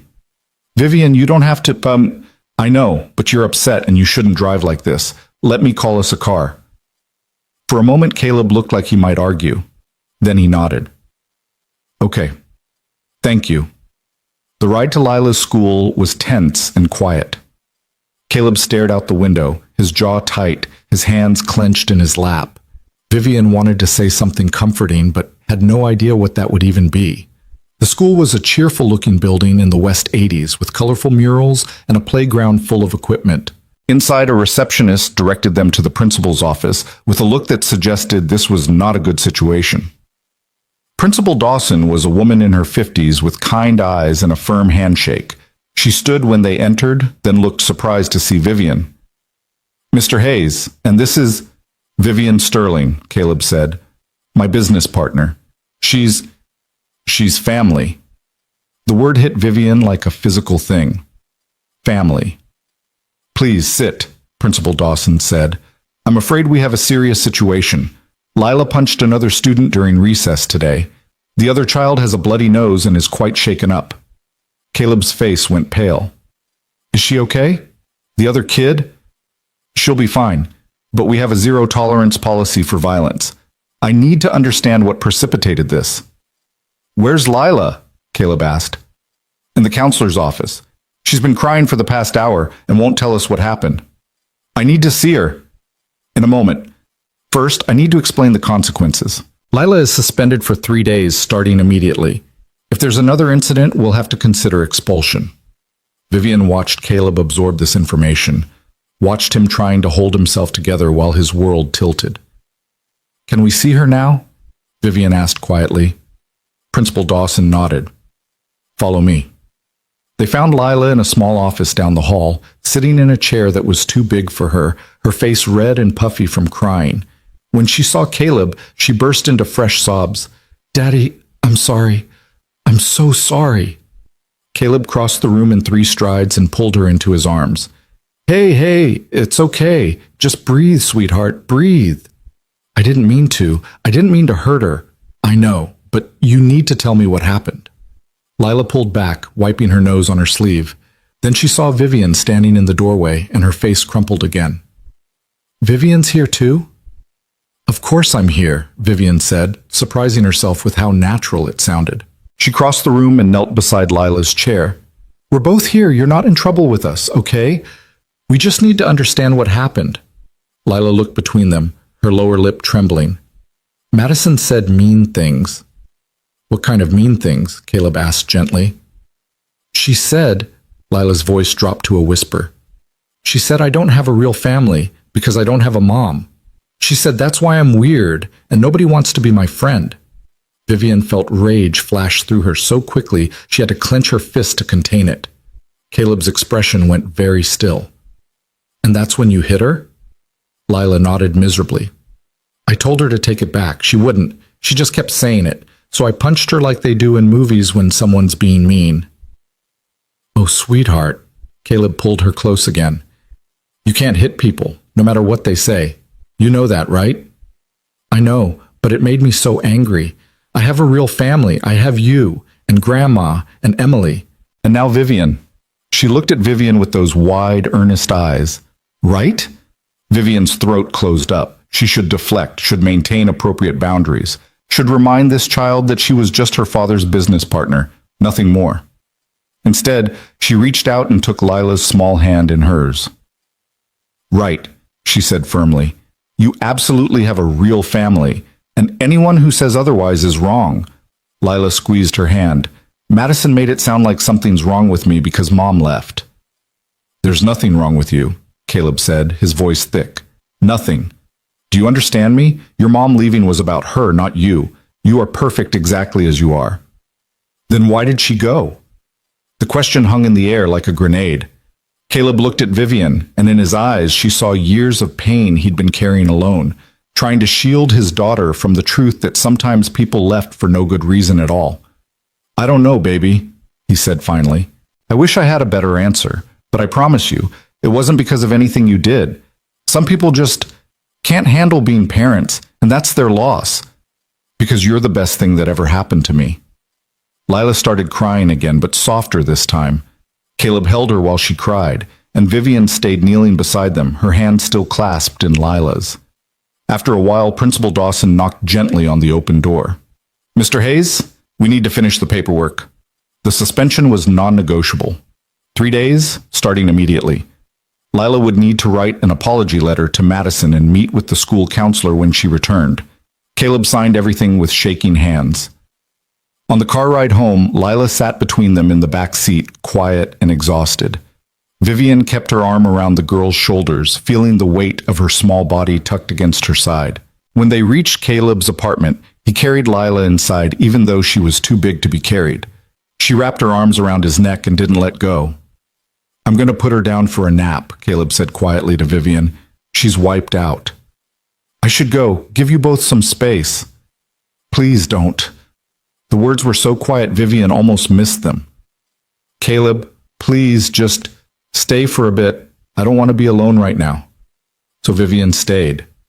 She sat on the couch while Caleb tucked Lila into bed, listening to the murmur of his voice through the walls as he read her a story. When he finally emerged, he looked 10 years older than he had that morning. "Coffee?" he offered. Something stronger might be better. He managed a weak smile. "I have beer, or whiskey, that's probably gone bad." "Beer's fine." They sat on opposite ends of the couch, drinking in silence. Outside, the city hummed with its usual chaos. Inside, the apartment felt suspended in time. "I'm sorry you had to see that," Caleb said finally. "Don't apologize. I'm glad I was there." "I don't even know what to do. She's never been violent. Never. And now she's suspended, and the school thinks she's some kind of problem child, and—" He stopped, took a breath. "I'm failing her." "You're not failing her." You're raising a girl who's learning to defend herself and the people she loves. She just needs to learn better methods. She punched a kid in the face, Vivian, because that kid attacked her family, her identity, the thing that makes her feel safe in the world. Vivian set down her beer. Do you know what I would have done at 9 years old if someone said I didn't have a real family? What? Nothing. Absolutely nothing, because they would have been right. My mother was too busy building her empire to notice I existed, and my father was too gentle to stand up to her. I learned very early that family was just a word people used to excuse their obligations to each other. Caleb looked at her, really looked at her, and Vivian felt exposed in a way that had nothing to do with her breakdown outside that bar or waking up in his shirt. Lila has something I never had, Vivian continued. She has a parent who loves her enough to show up, who makes her pancakes and reads her stories and fights for her even when she makes mistakes. That's not failing, Caleb. That's everything. His eyes were bright. Then why does it feel like I'm drowning? Because you're doing it alone. And you shouldn't have to. The words hung between them, heavy with meaning. I'm here, Vivian said quietly, not just for the agency, for this, for her, for you. If you'll let me be. Caleb set down his beer very carefully. Vivian, what are we doing? I don't know. This isn't just business anymore. No, it's not. I have a 9-year-old daughter who just got suspended from school and a life that's complicated and messy and nothing like what you're used to. I know. And you still want what? To be part of it? Vivian looked at him. This man who'd saved her when she was broken, who'd given her a chance to build something better, who'd let her into his life with a generosity she'd never earned. I don't know what I want, she admitted. I've spent my whole life knowing exactly what I wanted and how to get it. But this, you and Lila and this life you've built, it terrifies me because I don't know the rules. I don't know how to be the person who gets invited to birthday parties and helps with school suspensions and sits on couches drinking beer in the middle of a Monday afternoon. You just did all those things because you made space for me, but I don't know if I deserve that space. Caleb shifted closer, not touching, but close enough that Vivian could feel the warmth of him. Here's what I know, he said. You showed up today, not because I asked you to, but because you wanted to. You held my daughter's hand and told her she has a real family. You made her believe it. That's not something someone does if they don't belong. I want to believe that. Then believe it. They sat there as the afternoon light shifted through the windows, not quite touching, but not quite separate either. Somewhere in the apartment, Lila slept off her emotional exhaustion. And here, in this small living room with its mismatched furniture and framed photos of a life Vivian was just beginning to understand, she felt something shift. Not just in her feelings for Caleb, but in her understanding of what family could mean. Not blood or obligation or corporate strategy, just showing up, being present, choosing to stay even when it would be easier to leave. I should get back to the office, Vivian said, though she didn't move. You should, Caleb agreed, also not moving. We have 3 client calls this afternoon. We do. Neither of them stood. Caleb's phone buzzed, breaking the moment. He glanced at it and sighed. Lila's school counselor, I need to set up a meeting. Do you want me to stay while you talk to her? Would you? Of course. So Vivian stayed through the phone call, watching Caleb navigate the bureaucracy of school discipline with patience and grace. She stayed while he checked on Lila, who was still sleeping. She stayed while he made them sandwiches neither of them ate because the day had stolen their appetites. And when she finally did leave, walking toward the subway in the early evening light, Vivian realized something fundamental had changed. She'd stopped performing. For the first time in her adult life, she'd simply existed in someone else's space without calculation or strategy. She'd been present not because it served a purpose, but because someone needed her, and it had felt right. Her phone buzzed. A text from Caleb. Thank you for today, for all of it. I don't know what I would have done without you. Vivian stopped walking, letting the sidewalk traffic flow around her.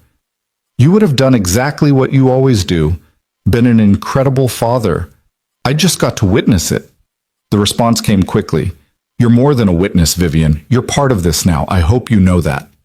She did know that, and it terrified her. And it was exactly what she wanted. Back at her apartment that night, Vivian stood at her window with a glass of wine and thought about choices. About the life she'd built that felt like a beautiful prison. About the mess and warmth of Caleb's apartment. About the way Lila had looked at her and said family, like it was the simplest truth in the world.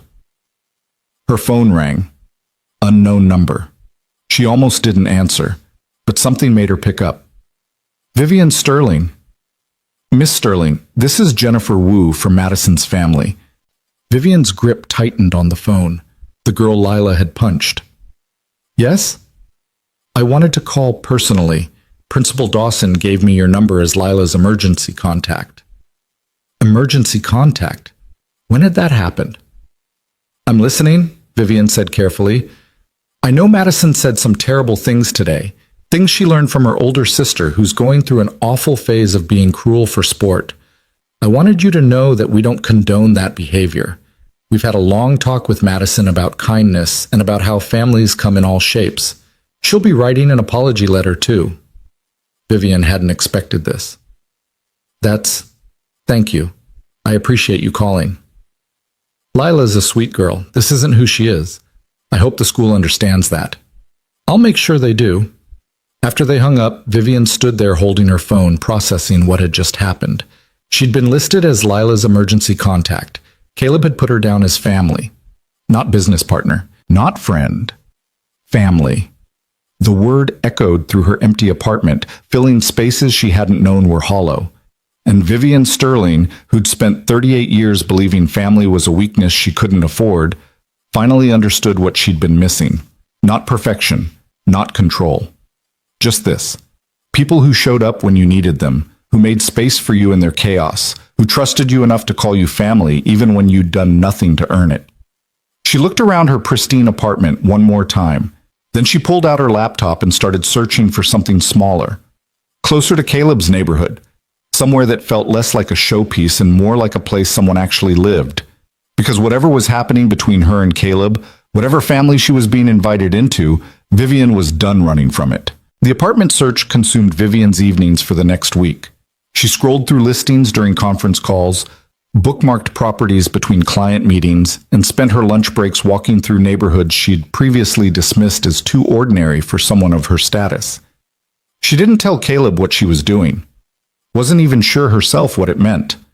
All she knew was that coming home to 22 floors of marble and silence had started to feel less like success and more like exile. Lila's suspension ended on Thursday. Vivian showed up at the office that morning to find Caleb already there, looking like he'd been awake since dawn. He was wearing the same shirt as yesterday and had dark circles under his eyes. Rough night? Vivian asked, setting down her bag. She had nightmares, kept waking up scared that she'd become a bad person. Caleb rubbed his face. I told her nobody becomes a bad person from one mistake. But try explaining moral complexity to a 9-year-old at 3 a.m. Did it work? She finally fell asleep around 5. I brought her to my mom's for the day. Didn't want her home alone thinking about it. Your mom lives in the city. Queens. She's been helping with Lila since... He trailed off, then shook his head. Since I needed help. Since his wife left, Vivian understood. Since he'd been doing this alone. You should go home and sleep, she said. I can handle the Morrison call at 2. I'm fine. Caleb, you look like you're about to fall over. I said I'm fine. His tone was sharper than usual, and immediately he looked apologetic. Sorry, It's been a long week.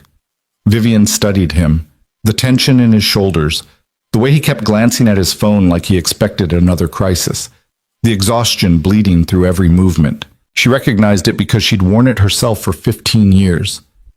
When's the last time you took a break? She asked quietly. I don't know. Why does everyone keep asking me that? Because you're running yourself into the ground, and eventually that's going to catch up with you. I don't have a choice. Single parent, new job, daughter who just got suspended. I can't afford to slow down. You can't afford not to. Caleb looked at her, something defensive flickering across his face. Not all of us have the luxury of $2 million in severance, Vivian. Some of us need to work every hour we can just to stay afloat. The words hit like a slap. Vivian stepped back. I didn't mean... I know. I'm sorry. That was unfair. Caleb slumped into his chair. I'm just tired and scared and feeling like maybe I'm not cut out for this partnership thing because I can't compartmentalize the way you can. My daughter gets suspended and I fall apart. You lose your entire career and you just start over like it's nothing. It wasn't nothing, Vivian said, her voice tight. It destroyed me. You know that. You're the one who found me falling apart on a sidewalk. And then you rebuilt in 3 weeks, founded an agency, signed clients, made it look effortless. Meanwhile, I'm drowning because my kid punched someone and I don't know how to help her process her feelings about her mother without falling apart myself. The pain in his voice was raw and real, and Vivian suddenly understood that this wasn't about her or the agency or even Lila's suspension. This was about a man who'd been holding everything together for 7 years and was finally reaching his breaking point. She pulled a chair close to his desk and sat down. Talk to me. What's really going on? Caleb was quiet for a long moment, then softly. Lila asked me last night if her mom left because she wasn't good enough. Because if she'd been a better baby, prettier, or smarter, or less work, maybe her mom would have stayed. Vivian's chest tightened. What did you tell her? The truth. That her mother left because she was 23 years old and scared and not ready to be a parent. That it had nothing to do with Lila being enough or not enough. But she kept asking why other kids have moms and she doesn't, and I didn't have a good answer. Because there isn't one. I know, but it kills me that she thinks she's missing something fundamental, that there's something wrong with her life because it doesn't look like everyone else's. Vivian reached across the desk and took his hand. The gesture surprised them both, but she didn't let go. There's nothing wrong with her life, she said firmly. She has a father who loves her unconditionally, a grandmother who helps, friends who care about her, and now she has me. That's not missing something. That's having everything that matters. Caleb's eyes met hers, and something passed between them that felt like a question neither was ready to ask out loud. When did you become her emergency contact? Vivian asked. After the birthday party. I updated her school forms. I should have asked first, but I'm glad you did. His hand tightened around hers. Are you? Really? Because this is messy, Vivian. Being in our lives means dealing with school suspensions and nightmares and questions about absent mothers. It means showing up when things are hard, not just when they're convenient. I know. And you want that? Vivian thought about her empty apartment, her mother's voice telling her that caring made you weak. The 15 years she'd spent building a career that crumbled in a single meeting. I want something real, she said quietly. I've had convenient, I've had controlled, I've had perfect and pristine and completely hollow. I don't want that anymore. What do you want? The question hung in the air between them, loaded with implications neither could ignore. Before Vivian could answer, her phone rang. She glanced at the screen and her stomach dropped. Amanda Corso. She'd completely forgotten to follow up after declining the partnership offer. I need to take this, she said, reluctantly releasing Caleb's hand. It's Amanda. She stepped into the small conference room and answered. Amanda, I apologize for not following up sooner. No apology necessary. I'm calling with a different proposition. I've been watching what you're building and I'm impressed. You've signed some solid clients in a very short time. Thank you. So here's my offer. I don't need a partner anymore, but I do need someone to handle my young adult division. 3 of my clients write YA, and I don't have the bandwidth to give them the attention they deserve. I want to outsource their representation to you. Retainer fee plus commission on all deals. It would give you immediate credibility and steady income. It was a good offer, a smart offer, exactly the kind of stability Sterling Hayes Literary needed. What's the catch? Vivian asked. No catch, just business. Though I would need an answer soon. My clients are getting antsy. Vivian looked through the glass at Caleb, still slumped at his desk, carrying the weight of a life that required more than business strategy could fix. Can I call you back tomorrow? Vivian asked. Tomorrow works. But Vivian? Don't overthink this. Sometimes the smart play is the obvious one. After the call ended, Vivian returned to find Caleb reviewing a manuscript, though she could tell from his expression he wasn't actually reading. Everything okay? he asked. Amanda offered us a contract, outsourcing her YA clients to our agency. Caleb looked up. That's huge. What did you say? That I'd think about it. Why? This is exactly what we need. Is it? Vivian, we have 10 clients and operating costs that are bleeding your severance dry. A contract with Amanda would stabilize everything. It would also mean working 80-hour weeks again, less flexibility, less time for... She gestured vaguely, not sure how to finish the sentence. For what? For sitting with him while his daughter processed trauma? For being present in ways that didn't show up on a balance sheet? Caleb seemed to understand. You don't have to sacrifice the business for us. What if I want to? That's not sustainable. Neither is you falling apart because you're trying to do everything alone. They stared at each other, the tension crackling between them like static electricity. What are we doing, Vivian? Caleb asked again, echoing the question from earlier. Because this feels like more than just business partners. And if it is more, we need to be honest about it. Vivian's heart hammered. This was the moment. The cliff's edge. She could step back into safety, maintain professional boundaries, keep her life compartmentalized and controlled. Or she could jump. I'm looking for a new apartment, she said instead. Caleb blinked. What? In your neighborhood. Something smaller, closer to the office, closer to... She took a breath. Closer to you and Lila. The words hung in the air like a confession. Caleb stood slowly. Why? Because I don't want to live in a museum anymore. I want to live somewhere that feels like home. In your neighborhood, your life. It feels more like home than anywhere I've been in 20 years. Vivian, I know this is complicated. I know I have no right to insert myself into your life like this. But you asked me what I want, and I'm telling you, I want this. You, Lila, the messy, beautiful chaos of it. I want to be part of it. Caleb crossed the small office in 2 strides and cupped her face in his hands. You're sure? Because once you're in, you're in. Lila gets attached. I get attached. There's no casual version of this. I don't want casual. I've spent my whole life being casual about everything that matters. I'm done with that. He kissed her then, and it wasn't tentative or uncertain. It was relief and longing, and the release of weeks of tension they'd both been pretending didn't exist. When they broke apart, both breathing hard, Caleb pressed his forehead to hers. We should probably talk about this, he murmured. Probably. Set some boundaries, figure out how to balance business and personal. Very practical. I'm a practical person. You're kissing me in our office in the middle of a workday. Good point. He kissed her again, softer this time. We're terrible at boundaries. The worst. They stood there wrapped in each other until Vivian's phone alarm went off, reminding her of the Morrison call. Reality crashed back in. We have work, she said reluctantly. We do. But neither of them moved. Finally, Caleb stepped back, running a hand through his hair. Okay, here's what we're going to do. We're going to be smart about this. We're going to take Amanda's offer because it's good business. We're going to set actual working hours so I can be present for Lila and you can have a life outside this office.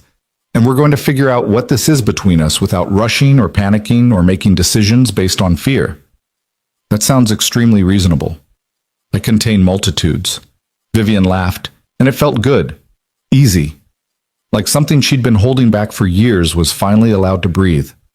They made it through the Morrison call and the 3 meetings after that, and somehow maintained professionalism even though Vivian kept catching Caleb looking at her with an expression that made her stomach flip. At 6 o'clock, Caleb started packing up. Picking up Lila from your mom's? Vivian asked. Yeah, want to come with? The casual invitation felt monumental. You sure? Vivian, you're her emergency contact. I'm pretty sure we're past the are you sure stage. So Vivian found herself in Caleb's car driving to Queens, watching the city give way to residential neighborhoods with actual trees and houses that didn't scrape the sky. Caleb's mother lived in a small brick house with a garden full of tomatoes and a welcome mat that said, "Bless this mess." She opened the door before they'd even finished walking up the path, and Vivian saw immediately where Caleb got his warmth. Rita Hayes was in her early 60s, with gray hair pulled back in a bun and Caleb's exact smile. She looked at Vivian with open curiosity, but no judgment. "So you're Vivian. I've heard a lot about you. All good things, I hope. My son doesn't talk about people unless they matter. So yes, good things." Rita pulled her into a hug before Vivian could prepare for it. "Any woman who shows up for my grandbaby earns my respect. Come in, come in." Inside, Lila was at the kitchen table working on her apology letter to Madison. She looked up when they entered, and her face split into a huge grin. "Vivian, you came!" "Of course I came." Lila abandoned the letter and threw her arms around Vivian's waist. The hug was tight and trusting and made Vivian's eyes sting. "How's the letter coming?" Caleb asked, kissing the top of Lila's head. "Hard. Grandma says I have to mean it, not just say what they want to hear." "Grandma's right." Rita handed Vivian a cup of coffee without asking if she wanted one. "Sit. You look like you need feeding. When's the last time you had a proper meal?" I'm not sure." "That's what I thought." "Caleb, set the table. We're having early dinner."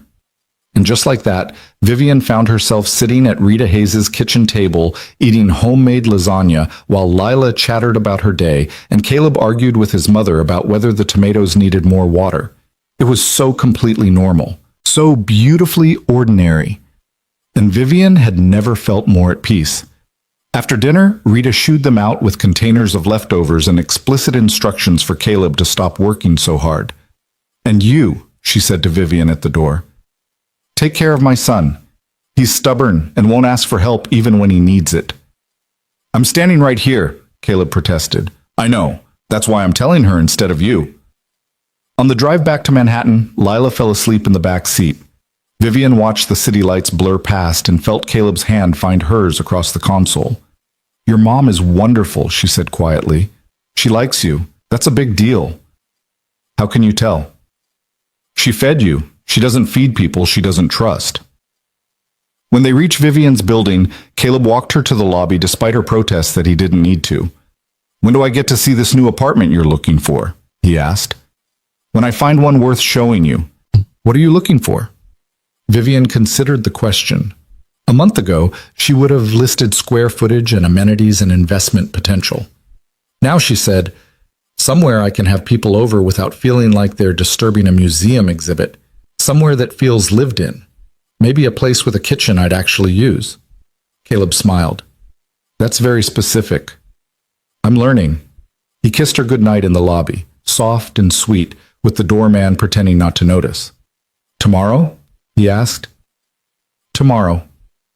Upstairs, Vivian's apartment felt more hollow than ever, but instead of letting it depress her, she opened her laptop and kept searching.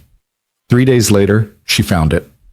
A 2-bedroom in a pre-war building on West 79th Street. Hardwood floors, a kitchen with actual counter space, windows that let in natural light, and a second bedroom that could be an office or a guest room or whatever she needed it to be. It was half the size of her penthouse and cost 60% less. It was perfect. She called the broker immediately and scheduled a viewing for that afternoon. When she told Caleb at the office that morning, he looked up from his manuscript with raised eyebrows. "You're serious about this?" "Completely. Want to come see it with me?" "You want my opinion on your apartment?" "I want your opinion on everything." The vulnerability in her voice made Caleb's expression soften. "What time?" 4 o'clock. "I'll be there." They met the broker at the building, a charming woman in her 50s who clearly sensed this was more than a standard viewing. The previous tenant was an artist, she explained, leading them up to the 3rd floor. She lived here for 30 years before moving to Santa Fe. The place has good energy. Vivian usually dismissed talk of energy as real estate nonsense, but when the broker opened the door, she understood. The apartment was bright and warm, with crown molding and built-in bookshelves and a fireplace that probably didn't work but looked charming anyway. The kitchen had white subway tiles and enough space for a table. The bedroom was cozy rather than cavernous. It felt like a home. Caleb wandered through slowly, running his hand along the windowsill, checking the water pressure in the bathroom, examining the closets like he was the one buying it. "What do you think?" Vivian asked. "I think you could be happy here." "That's what I thought too." The broker excused herself to take a call, leaving them alone in the empty living room. The second bedroom would make a good office, Caleb said. Close the door when you need to focus, but still part of the home. Or it could be a guest room, for when Lila wants to have sleepovers. The words came out before Vivian could stop them. Caleb turned to her, something intense in his expression. You're planning for Lila to sleep over? I'm planning for a life that includes her, both of you, if that's okay. Vivian, are you sure you know what you're getting into? Because once we do this, once we really do this, there's no going back. Lila will want you at school events and soccer games and every birthday party. I'll want you for dinner most nights and lazy Sunday mornings. We're a package deal, and it's intense. I know. And you still want it? Vivian crossed the empty room and took both his hands. I've never wanted anything more in my life. I spent 15 years chasing something I thought would make me happy. And the moment I got it, it disappeared. But this? You and Lila and the mess and the beauty of it? This feels real. This feels like something worth building. Caleb pulled her close, tucking her head under his chin. I'm terrified, he admitted, of letting you in and having you realize it's too much, that we're too much. You're not too much.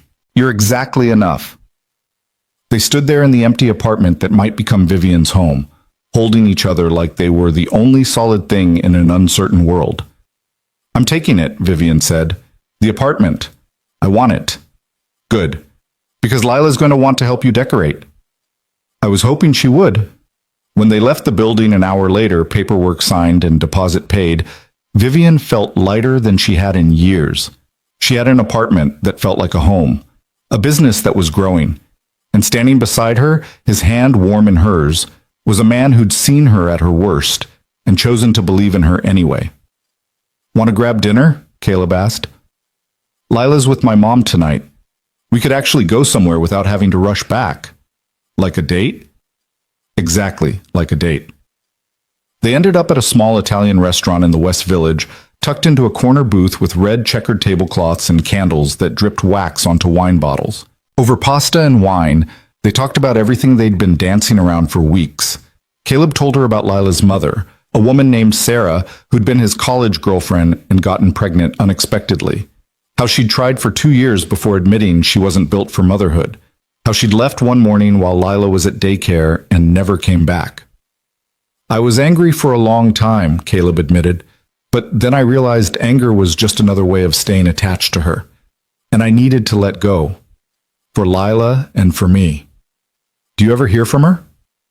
Birthday cards sometimes, always postmarked from different cities. I saved them for Lila in case she wants them someday, but she's never asked. Vivian told him about her mother, about growing up in a house where love was conditional on achievement and vulnerability was punished as weakness. She called me soft when I told her about the agency, Vivian said. Said I was letting a man make me weak. And what do you think? I think I've never been stronger. Because for the first time, I'm building something that matters instead of something that looks impressive. Caleb reached across the table and laced his fingers through hers. You're remarkable. You know that, right? I'm a work in progress. Aren't we all? They walked home slowly, in no rush to end the evening. At Vivian's building, Caleb pulled her close. Can I come up? He asked softly. Vivian's heart raced. Are you sure? Once we cross this line, we crossed the line weeks ago, Vivian. I'm just finally admitting it. So she took his hand and led him upstairs to her pristine penthouse that would soon be just a memory. And that night, in the museum of her old life, Vivian Sterling finally allowed herself to be human, to be vulnerable, to be loved.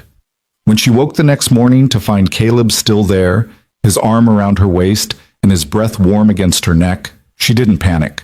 She just felt home. Sunlight streamed through the floor-to-ceiling windows, painting golden stripes across Vivian's white sheets. She lay still for a moment, listening to Caleb's steady breathing beside her, trying to remember the last time she'd woken up next to another person and felt this calm. She couldn't. Caleb stirred, his arm tightening around her waist before his eyes opened. When he saw her watching him, he smiled, slow and warm and completely unguarded. Morning, he murmured. Morning. Any regrets? Vivian considered the question seriously. A month ago, she would have had a list. Complications with a business partner, blurred professional boundaries, the risk of it all falling apart and taking the agency with it. Now she just said, none. You? Not even one. He kissed her shoulder. Though I do need to get home before Lila wakes up at my mom's. She's got a sixth sense for when I'm not where I'm supposed to be. What time does she usually wake up? Caleb checked his phone and winced. 20 minutes ago. You should go. I should. But he didn't move. Come with me. We're making waffles. It's Saturday tradition. The invitation was casual, but the meaning behind it wasn't. Saturday morning waffles were family time, sacred time, and he was inviting her into it like she belonged there. I'd love to, Vivian said. They took the subway to Queens together, Caleb's hand warm in hers, both of them wrapped in the comfortable silence of two people who'd stopped pretending they were anything other than completely gone for each other. Rita's house smelled like coffee and bacon when they arrived. Lila was at the kitchen table in her pajamas, working on a drawing, but she looked up when they entered and her eyes went wide. Vivian and Daddy, together, in the morning. Her grin was enormous. Did you have a sleepover? Caleb's ears went red. Lila, that's so cool. Can I have sleepovers with Emily again? You said I had to wait until I showed better judgment, but if you're having sleepovers, then...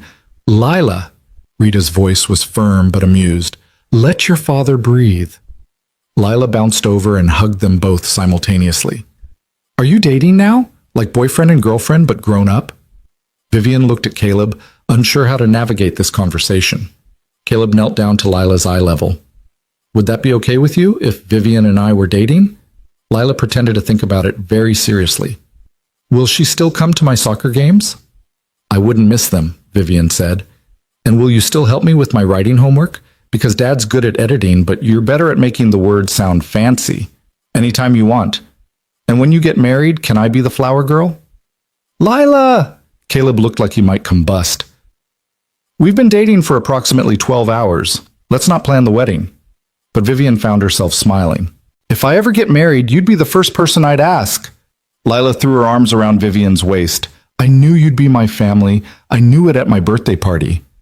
Over Lila's head, Vivian caught Rita's eye. The older woman was watching them with an expression that looked like satisfaction mixed with relief. They made waffles together, Caleb at the stove, Lila measuring ingredients with intense concentration, Vivian setting the table under Rita's direction. It was chaotic and loud and perfect, and when they finally sat down to eat, Vivian realized she was part of something she'd never experienced before. A family breakfast where nobody was performing or proving anything, where the only goal was being together. So, Rita said, passing the syrup, when do I get to see this new apartment of yours? How did you? Caleb tells me everything. It's a mother's privilege, Rita smiled. He said it's in the city, close to them. On 79th Street. I move in next month. Good. Too far uptown was ridiculous anyway. You need to be where your people are. Your people. The phrase settled over Vivian like a warm blanket. After breakfast, Caleb had to take Lila to soccer practice. Vivian offered to come along, but Rita stopped her. Stay a moment, help me with these dishes. It wasn't really a request. Once they were alone in the kitchen, Rita handed Vivian a dish towel and got straight to the point. My son's been hurt before, badly. I'm sure he's told you about Sarah. He mentioned her, yes. What he probably didn't mention is that it nearly destroyed him. He was 25 years old with a 2-year-old daughter and a wife who walked out like they meant nothing. He spent a year barely holding it together. I've never seen anyone work so hard to be strong for someone else. Vivian dried a plate carefully, letting Rita speak. He's been alone for 7 years because he's terrified of letting someone in and having them leave again. Terrified of Lila getting attached to someone who disappears. Rita turned to face her fully. So I need to know if you're serious about this, about them. Because if you're not, if there's any chance you'll wake up one day and decide this life isn't what you want, you need to walk away now. The words should have felt like a threat. Instead, they felt like protection, a mother defending her son and granddaughter the only way she knew how. I understand why you're asking, Vivian said quietly, and I can't promise I won't make mistakes. I've never done this before, been part of a family, dated someone with a child, built a life that wasn't just about work. I'm going to mess up, but I can promise you this. I'm not going anywhere. I'm not Sarah. I'm not someone who runs when things get hard. How can you be sure? Because I already had my running moment. When I lost my job and my entire identity collapsed, I could have disappeared, started over somewhere else, rebuilt my career in another city. Instead, I chose to stay. I chose to build something here, with Caleb. And every day since then, I've chosen this. Them. This messy, complicated, beautiful life. That's not going to change. Rita studied her for a long moment. Then she smiled. Good. Because Lila's already picked out bridesmaids' dresses, pink with sparkles. You've been warned. Vivian laughed, feeling the tension break. I'll keep that in mind. The next few weeks blurred together in the best possible way. Sterling Hayes Literary signed the contract with Amanda Corso, bringing in 3 YA authors and enough steady income to stop the constant anxiety about cash flow. Vivian's apartment sale went through quickly. Apparently, penthouses in her building didn't stay on the market long. And slowly, carefully, Vivian and Caleb figured out how to be partners in both business and life. They set boundaries. No discussing work after 7 p.m. unless it was urgent. Alternating who picked up Lila from school. Keeping their relationship professional at the office, at least during client meetings. But the boundaries were flexible, bending around the reality that their lives were now completely intertwined. Vivian started joining them for dinner most nights, sometimes cooking in Caleb's cramped kitchen, sometimes bringing takeout, sometimes just sitting at the table while Caleb and Lila cooked together. She helped Lila with homework. She attended soccer games and cheered embarrassingly loud when Lila scored.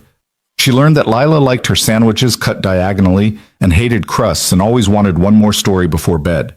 She learned that Caleb drank his coffee black in the morning but with milk in the afternoon, that he was ticklish behind his left knee, that he had nightmares sometimes about Sarah coming back and taking Lila away, even though legally she had no right. She learned what it meant to be needed by people who chose to need her. Moving day arrived on a crisp October Saturday. Caleb, Rita, and even Lila showed up at Vivian's penthouse with boxes and packing tape and enough energy to make the whole thing feel like an adventure rather than a chore. You have so much stuff, Lila announced, standing in the middle of Vivian's walk-in closet. This is bigger than my whole bedroom. I may have overdone it on the wardrobe, Vivian admitted. You think? Caleb appeared in the doorway, holding up a designer gown with a price tag still attached. When were you planning to wear this? It was on sale. It costs more than my car. Your car is 17 years old. And still running, thank you very much. They packed and laughed and ordered pizza for lunch, sitting on the floor of Vivian's empty living room, eating directly from the box because all the dishes were already wrapped. I can't believe you lived here alone, Lila said, staring up at the high ceilings. Weren't you lonely? The question was innocent, but it landed like a punch. Yes, Vivian said honestly. I was very lonely. I just didn't realize it until I met you. Lila leaned against her side. Well, you're not lonely anymore. You have us. I do. I really do. The new apartment felt instantly different. Rita helped arrange furniture while Caleb assembled bookshelves, and Lila insisted on organizing Vivian's books by color instead of author. It looks better this way, Lila declared, stepping back to admire her rainbow arrangement. It's completely impractical, Vivian said. But pretty. But pretty, Vivian agreed and left it that way. By evening, the apartment was mostly settled. Not perfect. There were still boxes to unpack and pictures to hang and 1,000 small touches that would take weeks to complete. But it felt lived in. It felt real. It felt like home. After Rita left and Lila fell asleep on the new couch mid-movie, Caleb carried her to the guest room, the room Vivian had already started thinking of as Lila's room, and tucked her in. When he returned, he found Vivian standing at the window, looking out over the neighborhood that was now hers. You okay? He asked, wrapping his arms around her from behind. More than okay. I'm happy. You sound surprised. I am. I didn't think I knew how to be happy. I thought I only knew how to be successful. And now? Now I know they're not the same thing. She turned in his arms. Thank you for this, for everything. You don't have to thank me for loving you. The words hung in the air between them. Neither had said it yet, though they'd both felt it for weeks. I love you too, Vivian whispered. I didn't think I was capable of it, but I do. I love you and Lila and this entire chaotic, beautiful life we're building. Caleb kissed her, soft and deep and full of promise. Move in with us. Vivian pulled back. What? Not right now, but eventually. This apartment is great, but it's still yours. I want an ours. A place where Lila has her own room and you have space for your clothes and we can wake up together every morning without having to plan it. That's a big step. I know, and we don't have to rush, but I need you to know that's where I see this going. Not someday in the distant future. Someday soon. Vivian thought about her old life, the carefully controlled existence where she'd measured every decision against career advancement and social standing, where the idea of cohabitation would have been calculated for maximum professional benefit. This was different. This was choosing love over logic, choosing family over independence, choosing a life that was messy and real and infinitely more valuable than anything she'd had before. Someday soon sounds perfect, she said. 3 months later, on a January morning when the city was blanketed in fresh snow, Vivian stood in the office reviewing their year-end numbers. Sterling Hayes Literary had finished their first full year with 18 clients, 6 best-selling deals, and enough revenue to hire 2 more staff members. They'd done it. Built something sustainable and successful and completely their own. Caleb walked in carrying 2 mugs of hot chocolate, a new morning tradition since Vivian had discovered she actually liked something sweet in the mornings. Lila wants to know if you're coming to her recital tonight, he said, handing her a mug. The winter concert? Wouldn't miss it. She's playing the violin solo. She's been practicing for months. I know. I've heard every practice session. Vivian smiled. She's incredible. She is. Caleb set down his mug and pulled a small box from his pocket. And speaking of incredible things, Vivian's breath caught. This isn't what you think, Caleb said quickly. Not yet anyway. Open it. Inside the box was a key. It's to the house, Caleb explained. The one we looked at last month in Park Slope. The one with the yard and the extra bedroom and the kitchen big enough for all of us. I put in an offer yesterday. They accepted this morning. Caleb, that's huge. That's a commitment. I know. But I'm ready if you are. A real home for all of us. Equal names on the deed. Equal say in how we build our life. Vivian looked at the key, at the man holding it, at the future it represented. A year ago, she'd woken up in a stranger's bed with no memory and no direction. She'd lost everything she thought mattered. And in losing it, she'd found everything that actually did. I'm ready, she said. I'm so ready. The winter concert was held in Lila's school auditorium, packed with parents and siblings and grandparents all clutching programs and cell phones ready to record. Vivian sat between Caleb and Rita, feeling nervous in a way she never had before business presentations. This mattered more. When Lila walked onto the stage in her black dress with her violin tucked under her chin, Vivian's heart swelled. The girl who'd greeted her in unicorn pajamas months ago now stood poised and confident, ready to perform for hundreds of people. The music started. Something classical Vivian didn't recognize, but that sounded achingly beautiful. Lila's fingers moved across the strings with practiced precision, her eyes closed, completely lost in the music. Caleb's hand found Vivian's and squeezed tight. When the piece ended, the applause was thunderous. Lila opened her eyes and grinned, searching the crowd until she found them. She waved, unself-conscious and joyful, and Vivian waved back. After the concert, Lila ran to them and threw herself into Vivian's arms first. Did you see? Did I do good? You were perfect, Vivian said, holding her tight. Absolutely perfect.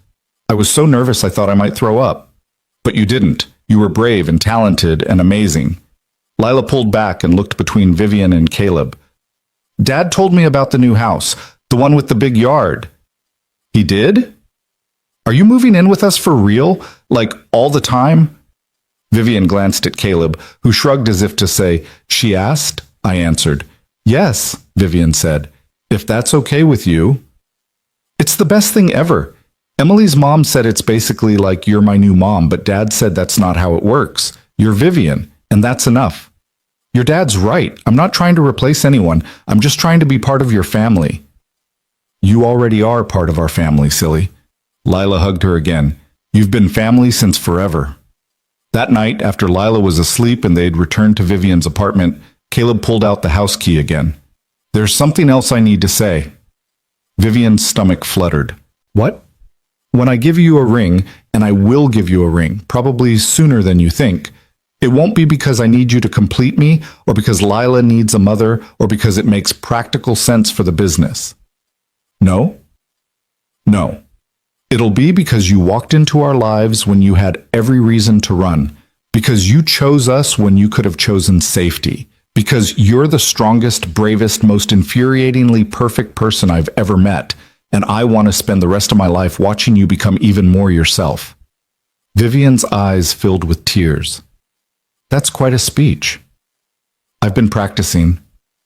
How long have you been planning this? Since the moment you showed up at Lila's birthday party looking terrified and stayed anyway. He cupped her face in his hands. Since the moment you held my daughter's hand and told her she has a real family.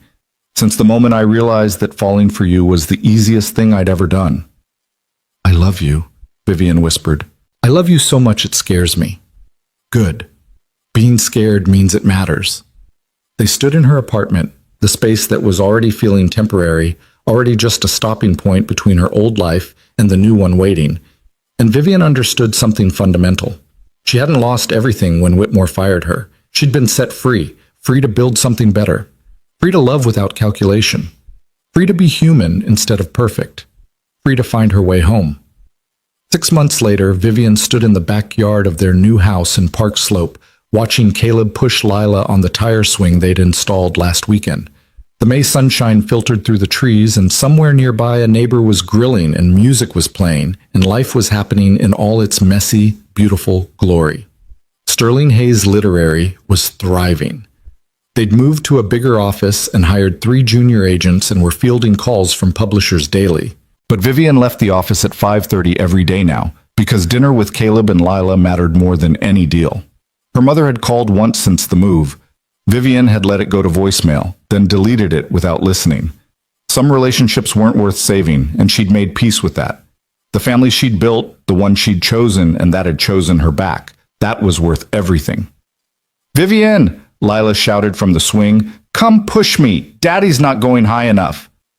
I'm going plenty high, Caleb protested. Higher! I want to touch the sky! Vivian set down her iced tea and crossed the yard. Caleb stepped aside with a mock bow, and she took over pushing duties, sending Lila soaring higher and higher, while the girl shrieked with delight. When Lila finally jumped off mid-swing and ran inside to get water, Caleb pulled Vivian close. Happy? He asked. Deliriously. Any regrets about leaving your penthouse and your corner office and your perfectly controlled life? Vivian looked at the house.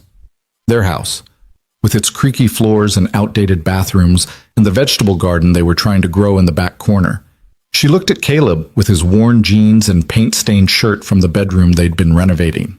She looked at the open back door where Lila would reappear any second, probably with some new scheme or question or request. Not even one, she said. That night, after Lila was in bed and they were sitting on their new porch drinking wine and watching fireflies, Caleb pulled out a ring. Not the key this time. An actual ring. I know we said we'd wait, he started, but I don't want to wait anymore. I want to marry you. I want Lila to be a flower girl in a pink sparkly dress. I want to promise in front of everyone we know that you're stuck with us forever. Vivian took the ring, simple, elegant, perfect, and slipped it on her finger. Yes, she said, to all of it. Yes. They were married 3 months later in Rita's backyard, surrounded by friends and colleagues and clients who'd become family. Lila wore the promised pink sparkly dress and took her flower girl duties extremely seriously. Patricia Morrison read a passage from her novel. Amanda Corso gave a toast about taking chances on people who surprise you. And when Vivian walked down the makeshift aisle toward Caleb, she wasn't walking toward safety or security or any of the things she'd spent her life chasing. She was walking toward love, toward the man who'd found her broken and helped her rebuild. Toward the daughter who'd taught her that family wasn't about blood, it was about showing up, toward a life that was messy and imperfect and more beautiful than anything she could have planned. When the officiant asked if she took Caleb to be her husband, Vivian didn't hesitate. I do. And when she kissed him, her husband, her partner, her home, she tasted salt from happy tears and heard Lila cheering and felt the weight of her old life finally, completely fall away. She'd lost her job, her identity, everything she thought made her matter, and she'd gained a family, a purpose, a reason to wake up every morning that had nothing to do with achievement and everything to do with love. Years later, when people asked Vivian Sterling Hayes how she'd built such a successful agency, she always gave the same answer. I stopped trying to build success and started trying to build a life. The success followed. But the real story, the one she saved for quiet moments with Caleb, the one she'd eventually tell Lila when she was old enough to understand, was simpler. She'd woken up in a stranger's bed wearing his shirt with no memory of how she got there. And that stranger had seen past her defenses, past her armor, past everything she'd built to protect herself from being human. He'd seen her, and he'd chosen her anyway. That was the real story, not about losing everything, but about finding the one thing that actually mattered: home.